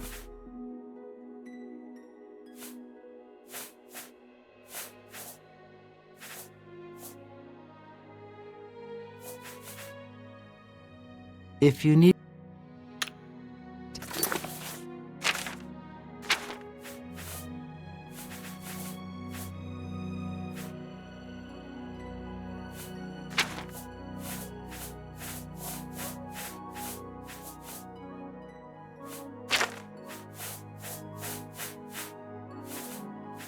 Take care.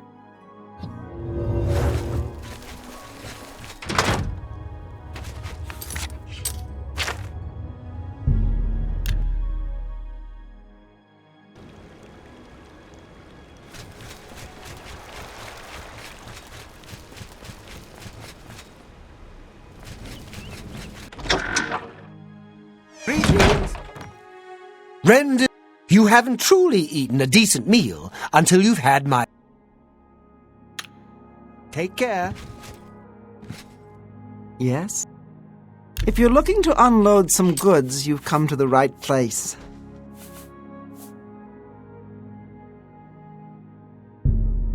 That's a good deal. You've got a good deal there. You've got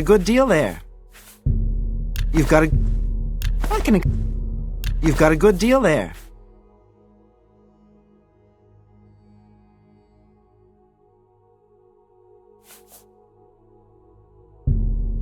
Seems a fair bargain. Seems a fair bargain to me.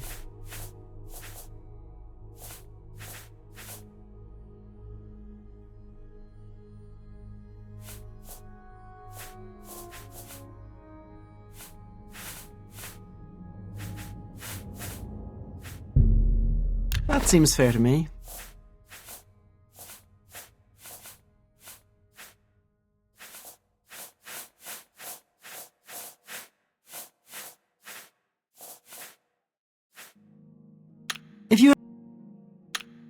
Goodbye. If you find any interesting thing...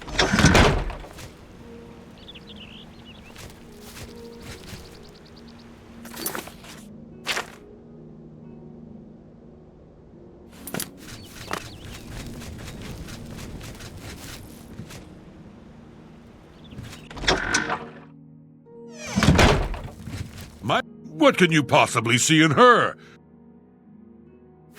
What can... I like how magic makes things glow all pretty-like. Light up your foe by sticking a couple of these in him.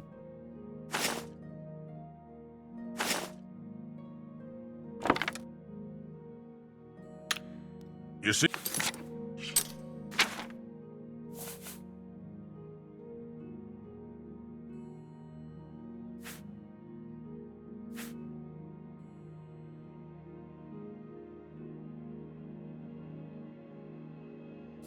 I am the master smith of... Welcome. What?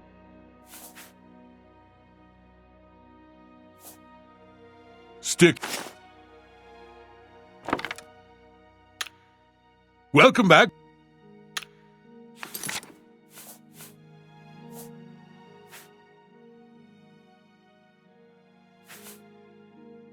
Goodbye. Welcome.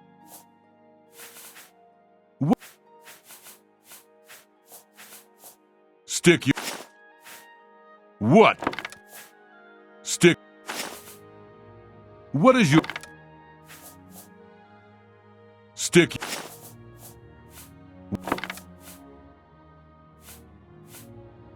Stick.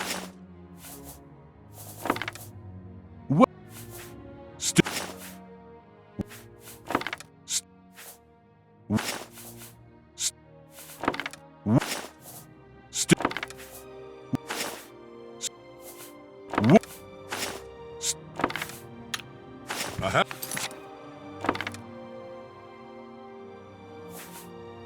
A lot of errors. Why do you go through these?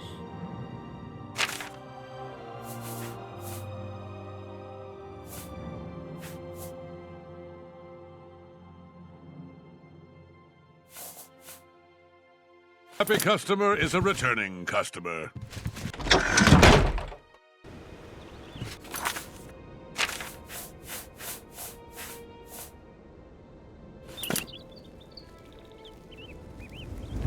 Hi. Hi. Blessings of the mad god. I stand ready, Lord. Without fear.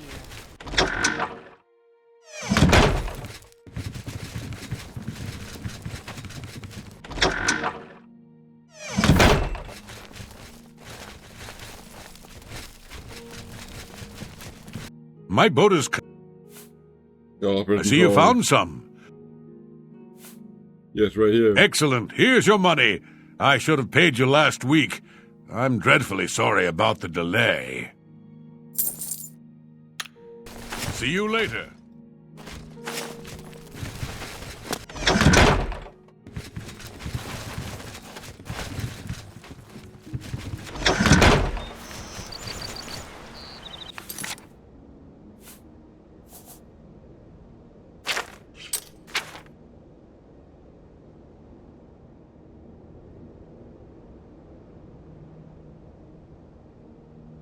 Like I finished all the outstanding quests for this island, except for the Innkeeper's Medicine, which I'm going for now. I think I'm ready to go back to the main continent after I finish this one.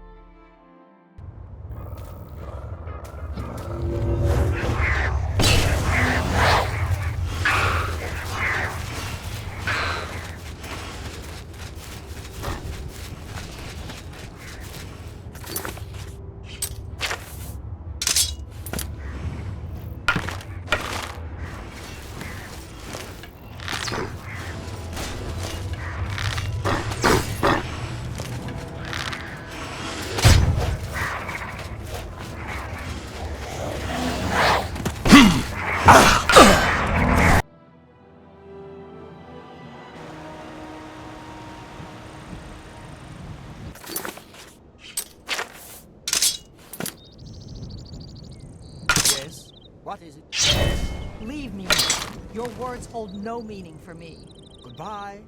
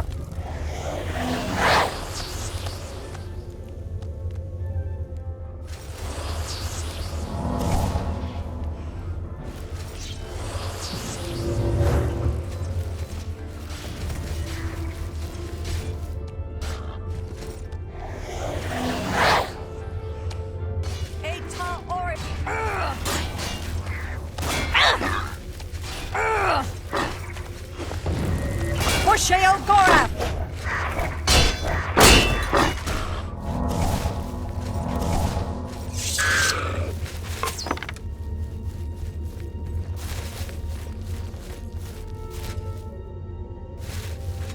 You honor me, Lord.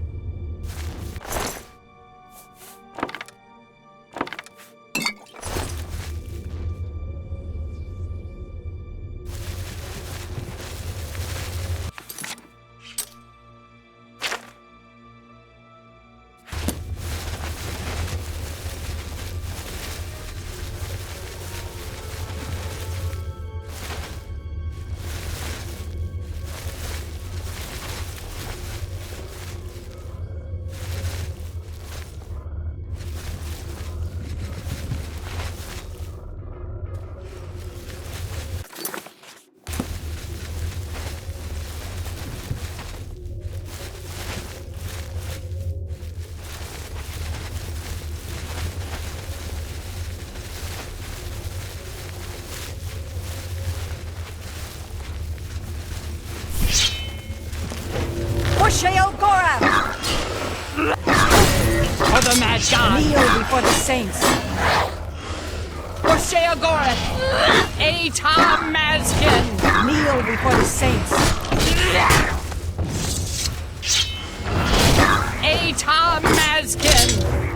Mazkin! For Shale Gorath! For the mad god! For the mad god! Atom Mazkin! Kneel before the saints!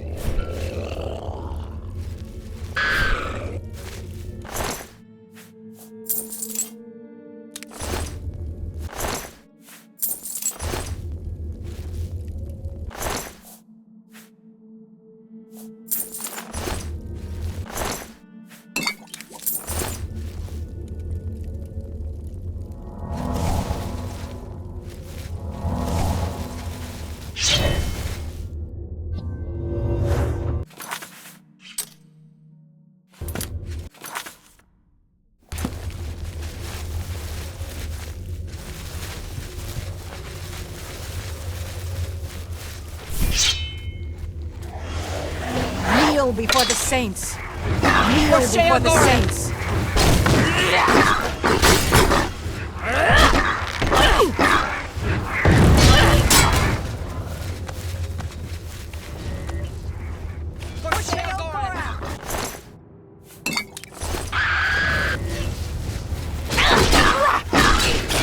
Mazkin! Atom Mazkin!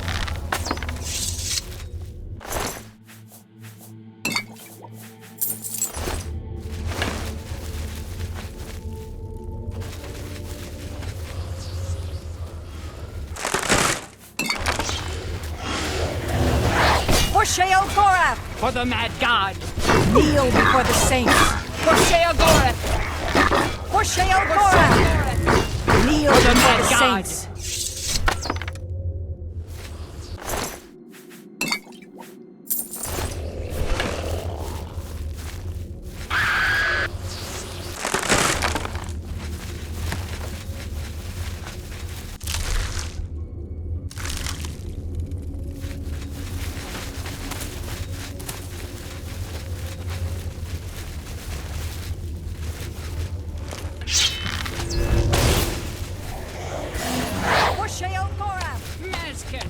Kneel before the saints! For For the mad god! For the mad god!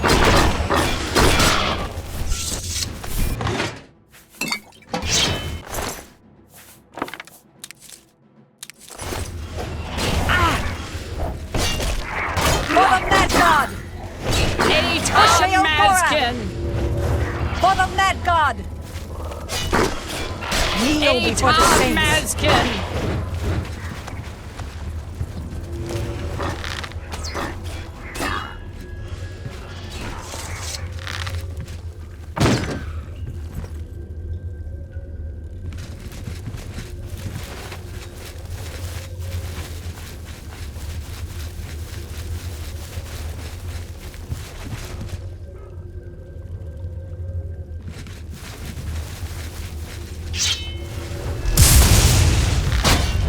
Mazkin! oil!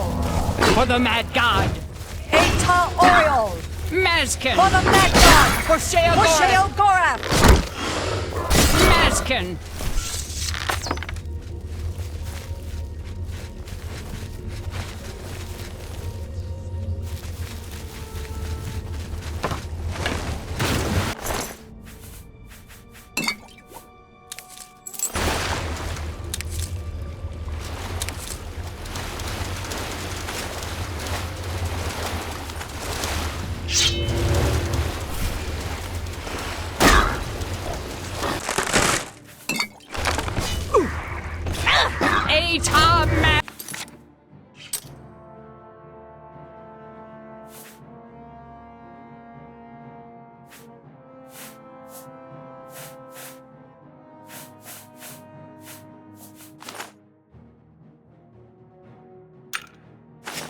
For the mad god!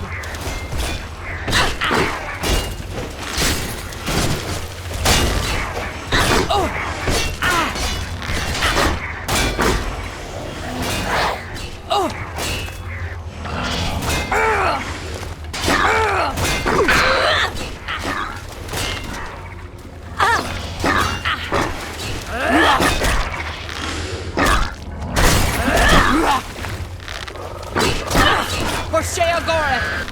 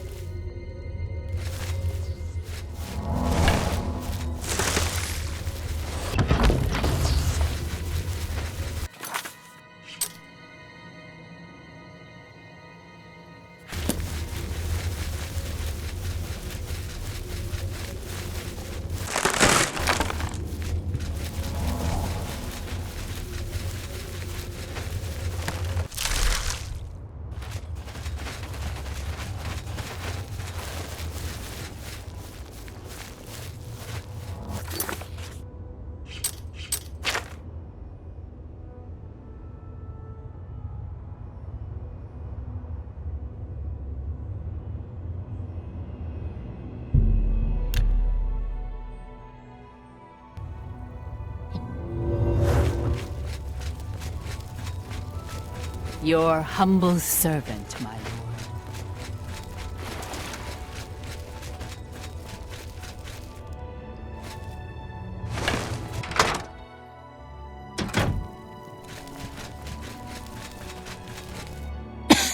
Did you bring back my aqua nostrum? Here you are. Thank you so much again. Here is a small bit of change for your time.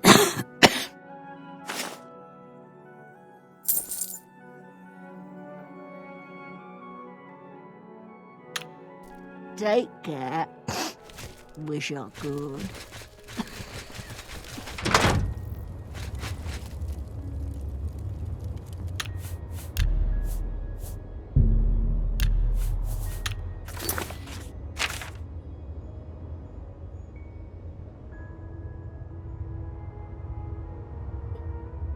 Alright. I think I'm done here with the Shivering Isles.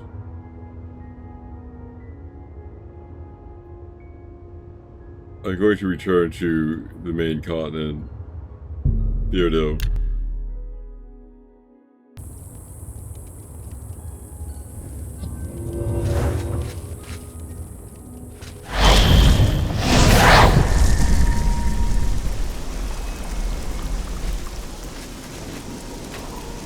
Stay away from me.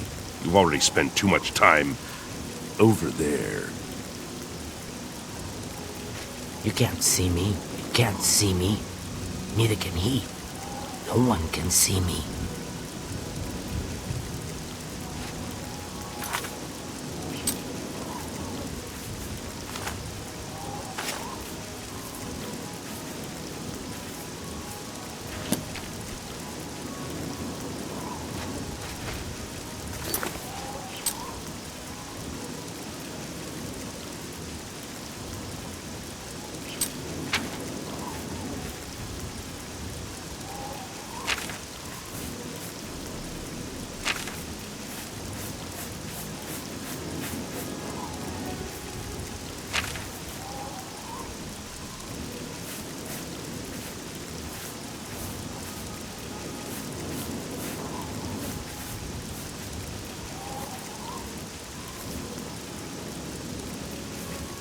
I'm gonna read through these books. Now they're drawing near the end of the day. I'm gonna see where we are after that. The 16 Accords of Madness, Volume 9, Vermina's Tale. Darius Shadow found himself running as fast as he could. He had no idea what he was running from or toward, but didn't care. His desire saturated his mind. There was nothing in the world except flight. Looking around for landmarks, anything to place himself or to use as a target, but to no avail. The featureless grasslands through which he was sprinting extended as far as the eye could see. Just how to keep running, he thought to himself. I have to run as fast as I can. On and on he ran, with no end in sight or in mind. Standing over Darius Shadow, while he lay quietly in his bed were his mistress, Varamina the Dream Weaver, and the Mad God, Shirgar. Varamina looked down with pride at the sight of her, and boastful of her little jewel. There's a potential in this one. Through dreams of inspiration, I have nurtured literary talent into fruition, and now I stand in acclaim as an emerging bard and poet. He gained much favor before I tire of him. Shirgar too gazed at the young Britain artist and thought he was indeed famous among the other mortals. You Shirgar. But how many are there who hate this mortal whom you have built? How many are there who hate this mortal whom you have built? It is the hatred of the mortal which confirms greatness, and not their love. Surely you can accomplish this as well? I mean, his eyes now. Yes, the mortals are indeed often foolish and petty, and I'm sure that many of their most bold have been despised. Don't worry, Mad One, for I have the power to achieve many forms of greatness, this one, hatred among them. Perhaps, as Dreamweaver, it would be amusing to show who has this power, and inspire foolish, arrogant hatred of this mortal for 10 years, and then I will do the same. We shall see the talent of most efficient, free of aid or interference from any of the danger. Free of aid or interference from any of the danger. We shall see the talent is most efficient, free of aid or interference from any of the danger. If this your lust and constant pleasure, the Mad God seems powerful, but his task suits the masculine. And the mortals are repulsive madness, but rarely think it worthy of hate. I take pleasure in revealing this to you as I read the more subtle heart of this mortal subconscious. If so, in the 19th year of his life, the dream Darius Shadow had been experiencing began to change. Fear had always been part of the night for him, but now there's something else. A darkness began to creep into his slumber, a darkness that sucked away all feeling and color, leaving only emptiness behind. When this happened, he opened his mouth to scream, but found that the darkness had taken his voice as well. All they had was the terror and the void, and each night they filled him with a new understanding of death. Yet when he woke, there was no fear. He had faith that his lady had a purpose. Indeed, one night Vermina herself emerged from the void, she leaning close to whisper into his ear. Watch carefully, my beloved, without you pull the void away, and for hours each night, she reveals to Darius the most powerful versions of nature. Men being skinned and eaten alive by other men, unimaginable beasts with many limbs and mouths, entire populations being burned, the screams filled every evening. In time, these visions gnawed at his soul, and working to take on the character of his nightmare. The images revealed to him at night were reproduced on the page in the terrible cruelty and hollow vice. This work contained both revolted and fascinated the public. They reveled in the disgust over every detail. There were those who openly enjoyed the shocking material. His popularity among some only fed the hatred of those who found him abhorrent. This continued for several years, while the infamy of Darius grew steadily. Then, in his 29th year without warning, the dream and nightmares ceased. Darius felt the weight lifted, as no longer endured the nightly torture, but was confused. What have I done to displease my mistress? He wondered aloud. Why had she abandoned me? But Neva never answered his prayer. No one ever answered, and the restless dream faded away to leave Darius in a long, deep sleep. The interest in the work of Darius shone our waned. His prose became stale, and as he had failed to approach his shock and outrage at one sin. As the memory of his notoriety and of his terrible dream faded, the question that raced in his mind eventually produced resentment against Neva, his former mistress. Resentment grew into hatred. From hatred came ridicule, and over time ridicule became disbelief. Slowly it became obvious Neva had never spoken to him at all. His dreams were simply the product of a sick mind that had right of his own. He had been deceived by the subconscious, and anger and shame overwhelmed him. The man who once conversed with his deity drifted steadily into heresy. In time, all the bitterness, doubt, and sacrilege focused in Darius, a creative philosophy that set us through all his subsequent work. He challenged the gods themselves, as well as eating himself in public and corrupt state for worshipping them. He mocked them all with worse caricatures, sparing no one and giving no quarter.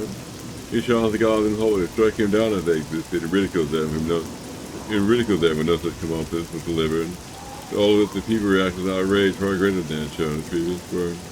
His early career had offended only sensibility, but now it's striking directly at the heart of the people. His body where it grew in size and intensity. Temples, nobles, and commoners were all targets of his scorn. Finally, at age 39, Darius wrote a piece entitled "The Noblest Fool," ridiculing the Emperor God. High reception for integrating into the pathetic nine divines called. The old king of Dania, who had been emulated by the upstarts in the past, saw his chance for a sacrilege against the empire. Darius was executed with a ceremonial blade in front of a cheering crowd of hundreds. Alas, bitter words were gurgled through a mouthful of his own lung. 20 years after the wage was first placed, Nima and Sheogorath met over Darius' headless corpse. The Dream Weaver had been eager for this meeting. She had been waiting for years to confront the deity prince over his lack of action. I have been deceived by you, Sheogorath. I performed my half of the bargain, but during your 10 years you never contacted the mortal one. He owes none of his greatness to you, or your talent, or your influence. Nonsense, curse the mad god, I was with him all along. When your time ended and mine began, your whispers to the ears were replaced with sighs. I severed his link to that from which he found the most comfort and meaning, and withheld the very attention the creatures so desperately craved. Without his mistress, this man's character could ripen under resentment and hatred. Now his bitterness is told and overcome by a madness fueled by his rage. He feeds me in my realm as eternal servant. Sheogorath turned and spoke to the empty space by his side. Indeed, Darius Shana was a glorious mortal, despised by his own people, his kings, and even by the gods he mocked. For my success, I shall have 30 followers of our Nima to my service, and the dreamers will awaken as madmen. Thus said Sheogorath, teacher of Nima, that without madness there are no dreams and no creation. But Nima will never forget this lesson.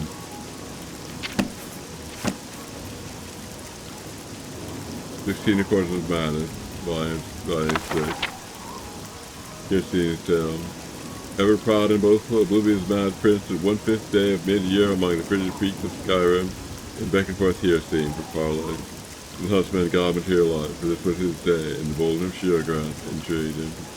Wry without equal, Sheogorath holds in his realm giggling loose, flamboyant auteurs, and craven mutilators. The mad prince will ply profitless bargains and pro senseless bloodshed for nothing more than the joy of another confusion, tragedy, and rage. So while the Sheogorath has set a stage which display himself as rival to hear scene. Without haste, the coy prince profited his contest. Each prince is a grooming beast that meets his place again. 3 years to the hour, and do fatal battle, expressionless behind his fearsome countenance. Your scene agreed, it was naught but a dusting of snow in the drift, the princes were gone to their realm. Confident but knowing Sheogorath for a trickster, here seen secretly read an abomination in his hidden realm. Ancient Daedroth he summoned and imbued it with the foul curse of Lincoln surface. A pitch-hearted giant defending the unspeakable horror had no fear, even among the great hunters of Hircine's spear. In the 3rd year, on the given day, Hircine returned where Sheogorath leaned, cross-legged on a stone, whistling with idle patience. The prince of the hunt struck a spear to the ground, bringing forth an unnatural snarling beam. Doffing his cap, slide there where Sheogorath stood and stepped aside to reveal a tiny colorful bird perched atop the stone. It merely chirped in bristling gusts, scarcely audible. His prince's springy heap, the day just was upon the stone, leaving only rubble where the boulder had been. Thinking itself victorious, the monster's bloody mock rolled into a mock grin. The subdued song drifted from Chris Bear. The tiny bird lightly hopped along the snout of the furious Daedroth. Sheogorath looked on, quietly merciful. The diminutive creature picked at a bit of detritus, caught and scaled, pricked the fiery eyes of the larger beast. With howling fury, the weird thing blinded still trying to pluck away the nuisance. And so continued for hours. He was seen looking on in shame while his finest beast gradually destroyed itself in pursuit of the seemingly oblivious bird, all the while chirping a mournful tune to lonesome range. Livid with beaten, Hircine burned the ragged corpse and withdrew to his realm, swearing in forgotten tongues. His curse still hanging, so to speak, and no wayfarer tarried for fear of his wrathful aspect and his obscured height. Turning on his heel, Sheogorath beckoned a minuscule songbird to perch off his shoulder and strolled down the mountain mouth, making for the warm breeze and vibrant sunsets of the Abacaean coast, whistling in tune with the tiniest champion in Tamriel. 16 Courses of Madness, Volume 12, Malakath's Tale. In the days before the Orsinian's founding, the spurned Orfolk were subjected to ostracism and persecution, even more numerous and harsh than Protestants are accustomed to in our own age. So it was that many champions of the Orsinian traveled, enforcing what borders they could for the proliferation of their own people. Many of these champions are spoken of yet today, among them the Cursed Legion, Droma the Hairless, and noble Emek Grokero. The latter crusader would have certainly risen to legendary status throughout Tamriel, and now been subject to the attention of certain Daedric princes. Emek Grokero was the bastard son of a young maiden who was killed in childbirth. He was raised by the shaman of his tribe, the the Grillicamog in the peaks of what we now call normal height. Late in the 15th year, Emic forged by hand and right through the scaled armor at right of ascension among his tribe. On a blustery day, pounded the final rivet and draping a heavy cloak over the bulky mantle, Emic set off with his village for the last time. Word of exploits always returned home by the defending merchant caravans and brigands, liberating enslaved beasts. News of noble orchestrator integrates the even list of breach on often a tinge of fear. Less than 2 years after ascending to maturity, Grokay was making camp when a thin voice called out from the thickening night. Surprised he had the language of his people spoken by a tongue that obviously does not belong to an Orc. Lord Kairos, said the voice, tales of your deeds across the lists of many that have reached my ears. Fading to the murky epic made out a silhouette of a cloaked figure made wavy and ephemeral by the heavy campfire. From the voice alone he thought the interloper was an old hag. He did not thought he was impressed with a man of slight and lanky build, but he could discern no further detail. Perhaps the wary Orc began, but I seek no glory. Who are you? Ignoring the question, Mr. Ranger continued. Despite that, O Shimmer, glory finds you, and I bear a gift worthy of it. He visited a close parted slightly, really nothing but faintly glimmering buttons in the pale moonlight, and the bundle was drawn and tossed aside of the fire between the two. Emic cautiously removed the writings out to his spade, when doubtless discovered the item in your wide curved blade with ornately decorated handle. The weapon had half, and Emic realized in brandishing it that the elaborate handle disguised the more practical purpose of balancing considerable weight of the blade itself. There's nothing much to look at in present conditions, thought the Orc. For once, comfortably cleaned away and a few missing jewels restored, it would need to be a blade worthy of a champion 10 times his own worth. The name is Ned Crescent, spoke to the stranger, seeing the appreciation lighting Grokay's face. I got her for a horse and a secret from Warwick, more replies. In my old age, I would like to even lift such a weapon. It's only proper that I passed on to one such as yourself, if that's sort of change in life forever. Overcoming his initial infatuation with the arc component steel, Emic turned his attention back to the visitor. You are the fine old man, Emic said, not mounting his suspicion, but I'm no fool. You traded for this blade once, and traded for it again tonight. What is it you want? Straighten your shoulders, slumped, Emic was glad to have unveiled the true purpose of this twilight visit. He sat with him a while, eventually offering a stack of furs, warm food, and a handful of coin in exchange. The exotic weapons by morning the stranger was gone. In the recalling Emic encounter with the stranger, Ned Creston had not left his scabbard. He encountered no enemy in the woods, and his meal consisted of foul and small game caught with bow and arrow. If he suited him fine on the 7th morning while following the crept between the low-hanging boughs, Emic's ears picked up at the telltale crunch of a nearby footfall in the dead snow and forest to breeze. Emic's nostrils flared, but he was upwind, being unable to see or smell his gas, and knowing that the breeze gave sense in that direction. Emic's guard was up, and he cautiously drew Ned Creston from his sheath. Emic himself was entirely sure what happened next. First moment of conscious memory, and Emic Grokay's mind as drawing Ned Creston. The image of the curved blade sweeping through the air in front of it, spattering blood over the virginal powder coating the forest floor. Second memory with a feeling of frenzied bloodlust creeping over it, was then they saw for the first time his victim, an Orc woman, perhaps a few years younger than himself. Her body canvas of grisly wounds, enough to kill a strong man 10 times over. Emic discussed overwhelmed the mass that had overtaken him with all his will enlisted. With all his will enlisted, he released Ned Crescent from his grip and let the blades down. The discordant ring he spun through the air was buried in a snowdrift. Emic fled the scene in shame and horror, drawing the hood of his cloak up to hide himself from the judging eyes of the rising sun. The scene where Emic Grokay had murdered one of his own kind was a macabre one. Below his neck, the body was flayed and mutilated almost beyond recognition, but the other face was frozen in a permanent expression of abject terror. Yet here the shield grasp for a certain right, his own Malakath, and who Daedric Lord held court at the presence of his disfigured corpse. Why show me this, mad one, began Malakath once he recovered from his initial wordless outrage. You take such pleasure in watching me greed the murder of my children? His good old voice rumbled, and the patient was yours, and he looked upon his counterpart with accusing eyes. The birth is yours, brother Outcast, began Shieldgrass, solemn enough, taking demeanor. You're a daughter of mine by your own habit. My mourning here is no less than your own, my outrage, no less great. I'm not so sure, grumbled Malakath. Rest assured the vengeance of this crime is mine to reap. I expect no conscience from you. Stand aside. And the Christian prince began to push past him. Lord Shieldgrass spoke again. I have no intention of...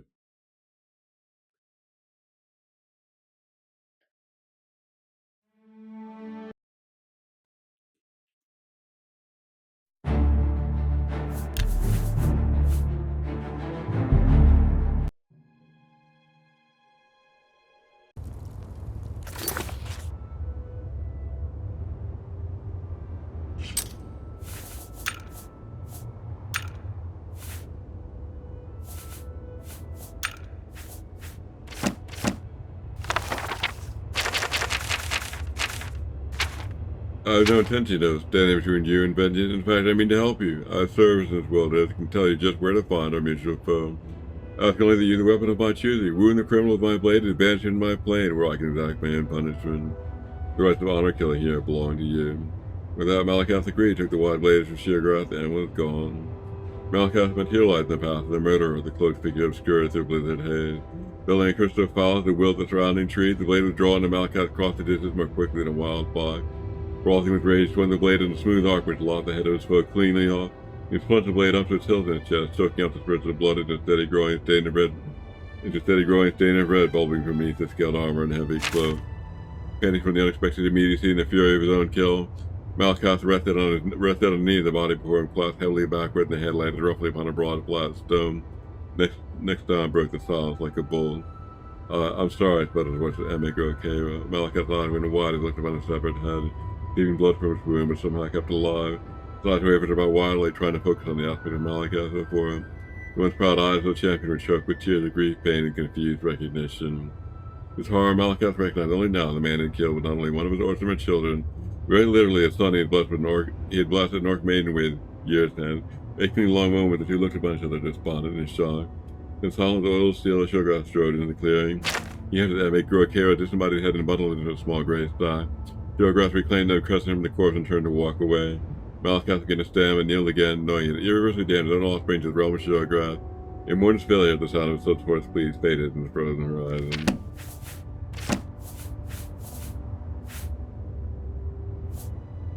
I guess that's enough reading.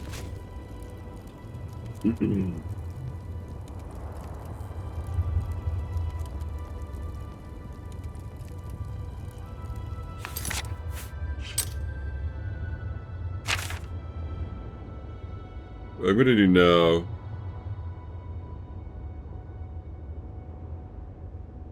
I'm going to visit the Mages Guild.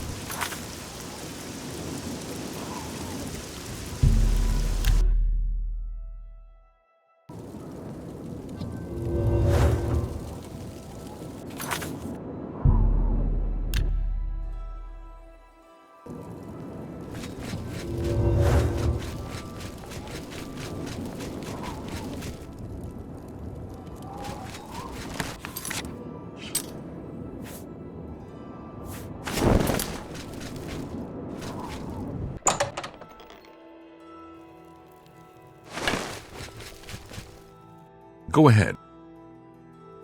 Bed. I do have a bed available for 20 gold a night. Would you like to rent it? Very good. It's up the stairs there. First door on your left. Sleep well. Be seen.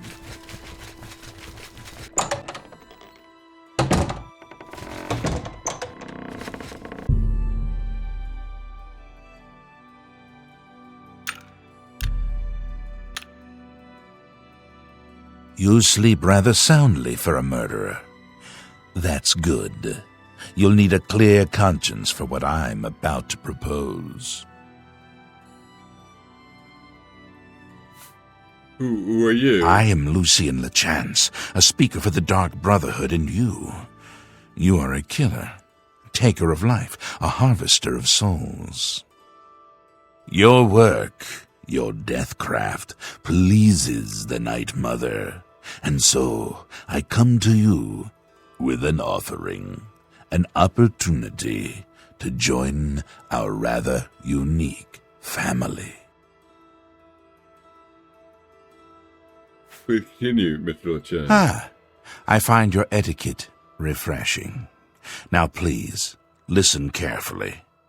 On the green road to the north of Breville lies the Inn of Ill Omen. There you will find a man named Rufio. Kill him, and your initiation into the Dark Brotherhood will be complete. Do this, and the next time you sleep in a location I deem secure, I will reveal myself once more, bearing the love of your new family. Rufio will die by my hand. Excellent. Now please, accept this token from the Dark Brotherhood. It is a virgin blade, and thirsts for blood.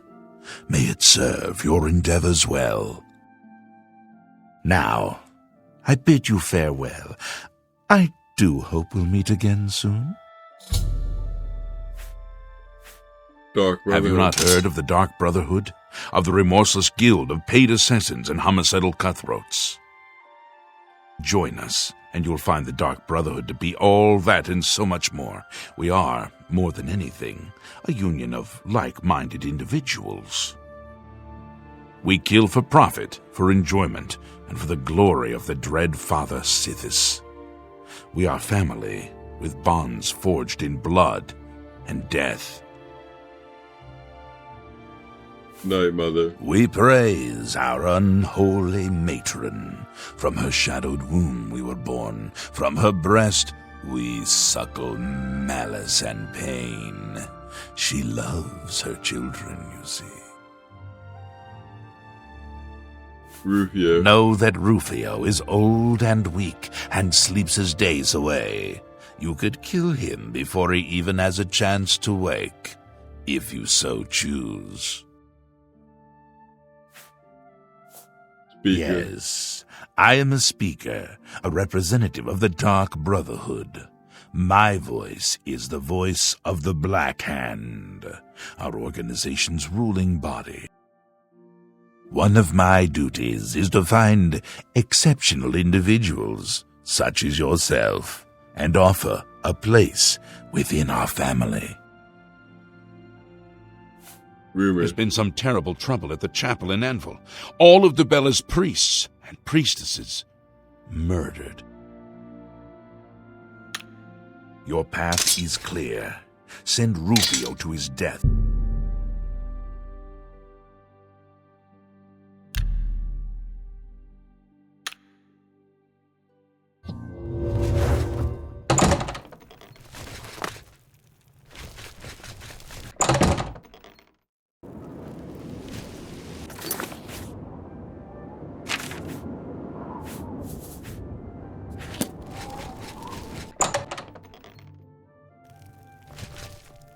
Welcome to a fighting...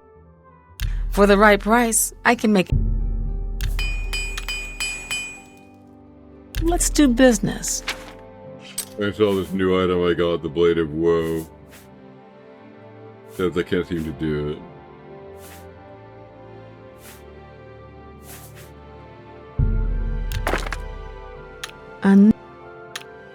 Bye.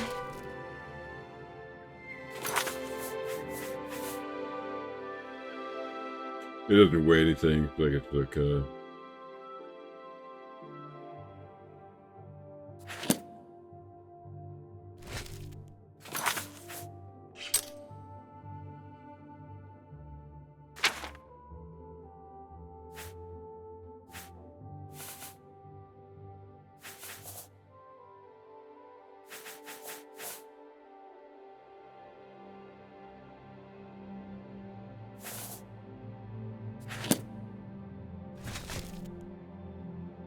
Well, man, pay attention, and you can learn a lot.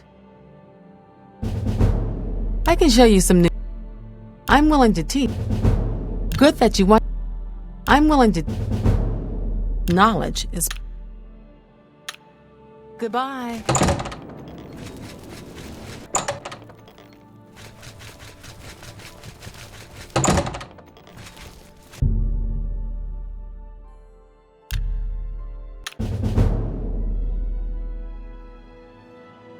You ascended to level 21. The results of hard work and dedication always look like luck, but you know you've earned every ounce of your success.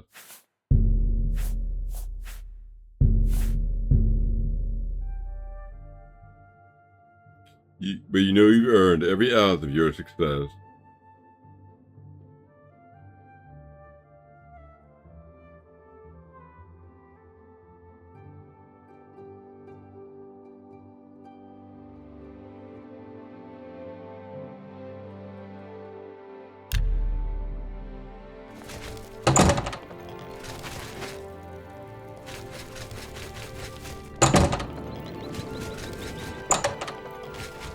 Welcome to Knowledge is Power. Good that you want to. I can show you some new. Good that you. I can show you some. Let's get to training. Bye.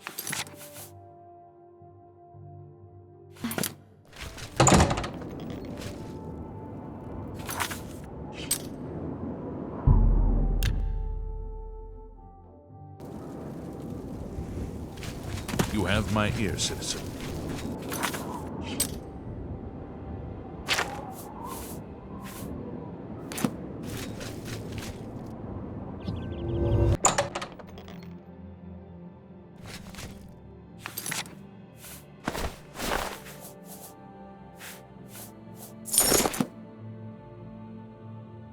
What? Be seeing you. Welcome to the Arcane University. Mage. If you wish to become a part of the Mages Guild, seek out the head of the local guild halls. They will instruct you further. Only quality goods for sale here. What can I interest you in?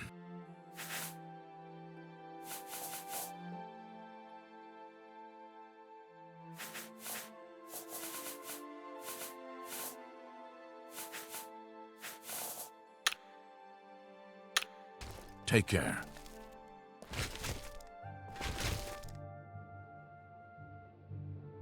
What? Goodbye. I need to talk to the local guild halls. So I'm going to do it.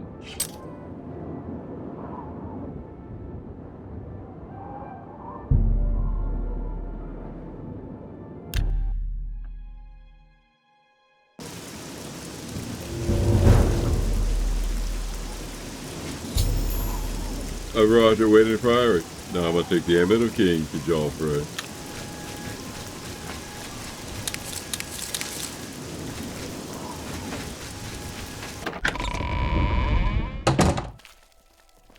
Yes? Can I help you?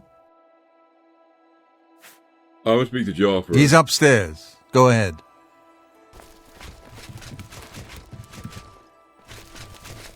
I'm Brother Joffrey. What do you want? I brought you the Amulet of Kings. This cannot be. No one but the Emperor is permitted to handle the amulet. Let me see it. By the Nine! This is the Amulet of Kings. Who are you? How did you get this? What do you know of the Emperor's death? Tell the Emperor's last word. As unlikely as your story sounds, I believe you.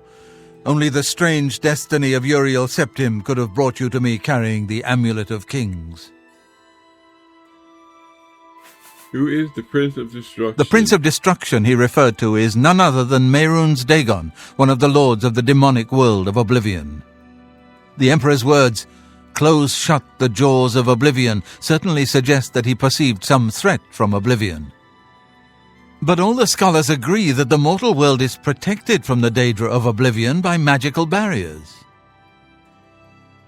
How can Oblivion threaten us? I'm not sure. Only the emperors truly understand the meaning behind the rituals of coronation.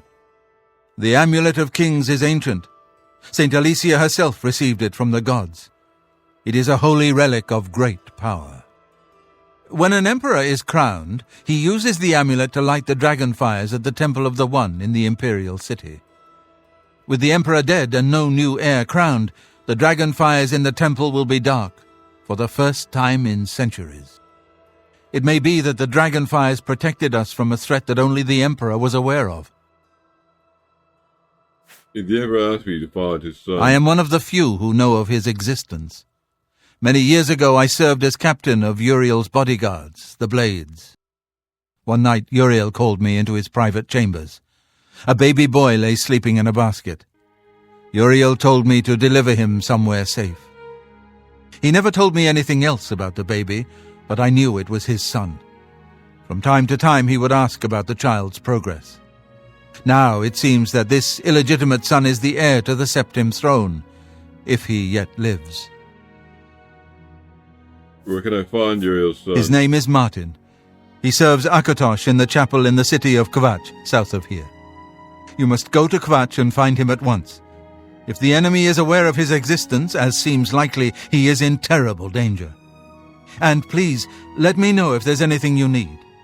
My resources here are limited, but I will help in any way I can. Amulet of It will be safest here with me. When you return with Martin, we will figure out our next move. Assistant. I keep a few things here in my chest to resupply traveling blades. Help yourself to whatever you need.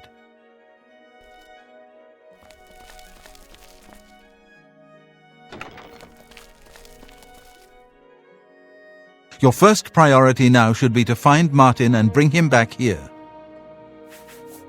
One of the youngest blades ever to serve in the Emperor's personal guard. I am glad to hear that he survived, but I fear he will take the Emperor's death particularly hard. The coronation of each new Emperor is sealed when he uses the Amulet of Kings to light the dragon fires in the Temple of the One. The dragon fires of Akatosh remain lit until the death of the Emperor. His successor then lights them anew upon ascending to the throne. With Emperor Uriel dead and no successor crowned, the Temple of the One will be dark for the first time in centuries. Elder Council. The Elder Council rules in the Emperor's absence by ancient tradition. Chancellor Akato heads the Elder Council and is the closest thing the Empire has to a leader right now. But the Blades answer only to the Emperor, of course. We are not an arm of the government. Martin. He is a priest in the chapel of Akatosh in Kvatch. He never knew that he was Uriel Septim's son. You need to find him at once and bring him safely back here. Meredith The Dagan. Daedra, Prince of Destruction, an inveterate foe of all mortal races. He was involved with Jagar Than's plot against the Empire years ago. It doesn't surprise me to find his hand in the current calamity. The Blades. Yes, Boris told you right. I am the Grand Master of the Blades. We serve the Emperor and the Septim bloodline. Talos is our patron. You wonder to find me here? Discretion is our watchword. Only a few of us have the honor to serve publicly in the Imperial Guard. Waste no time. You must find Martin before the enemy does.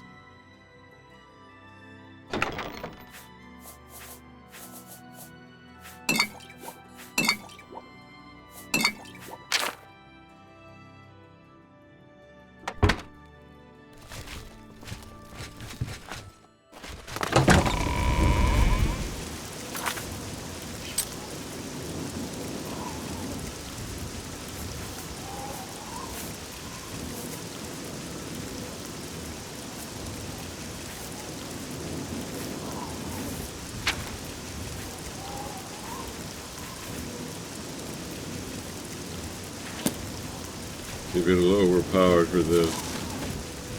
But never mind.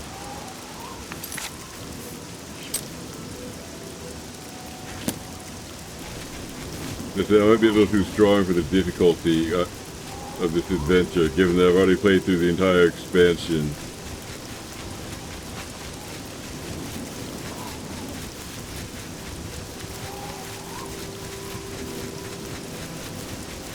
I'll try this in mine here. I had trouble with it last time. Let's see what we can do.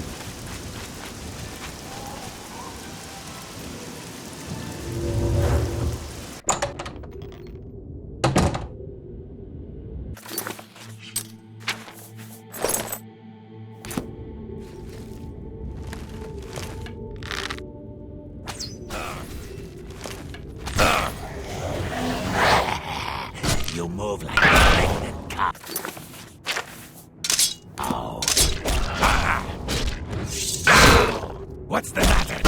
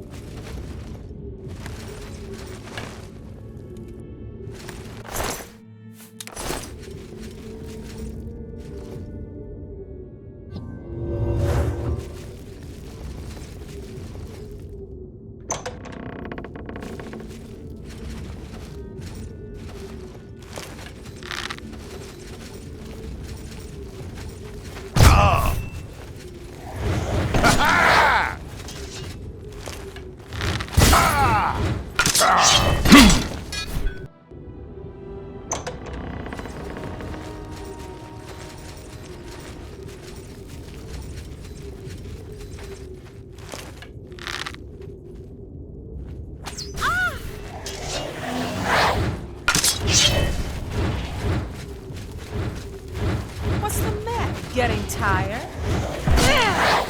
Oh, what's the matter? Is the baby gonna I'll cry? hack you to pieces. This is the part where you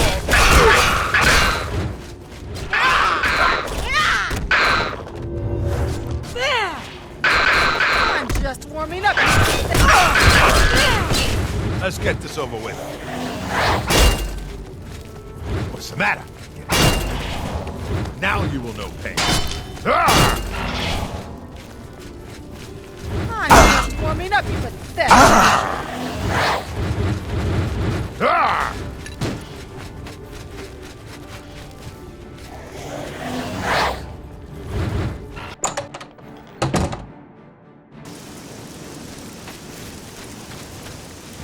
I fought mud crabs more fearsome than you.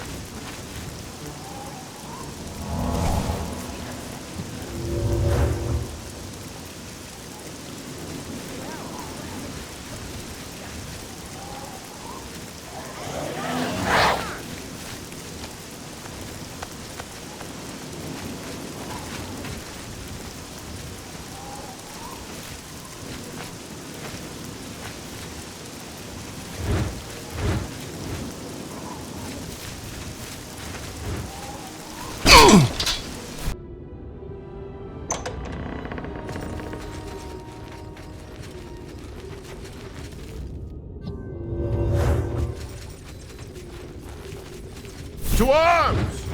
To arms! Well, This is the part where you fall down and bleed to death. Ha!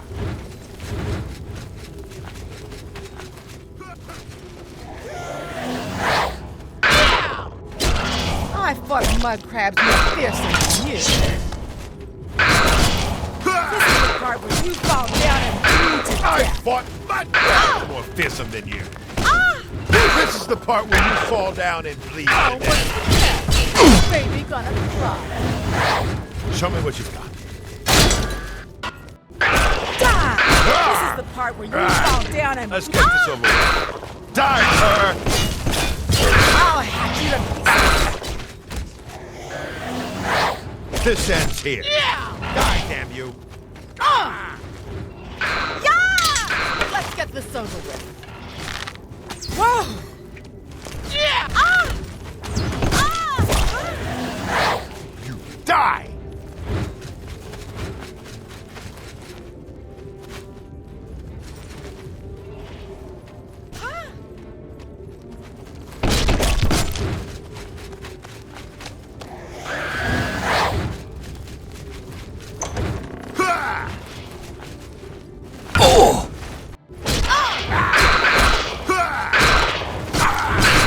This ends here. Die, damn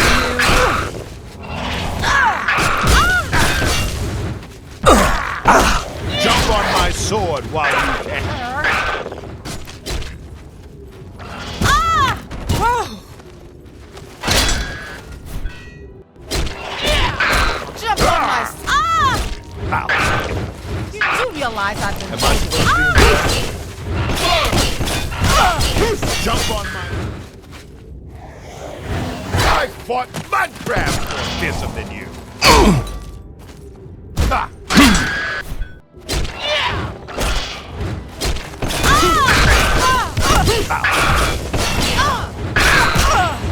Don't feel bad. No one lives forever. Ha! You'll never take me down. Yeah! You do realize I've...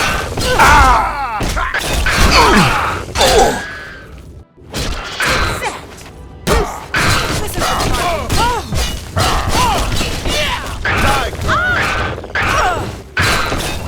Don't feel bad. No one lives forever.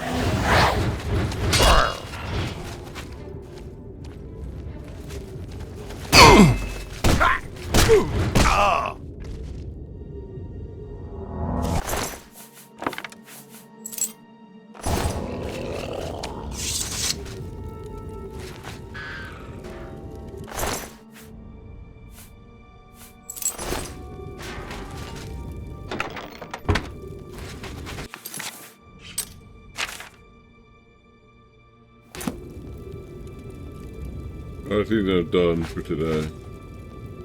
I'll do tomorrow. And the video will appear at 6 p.m. then also.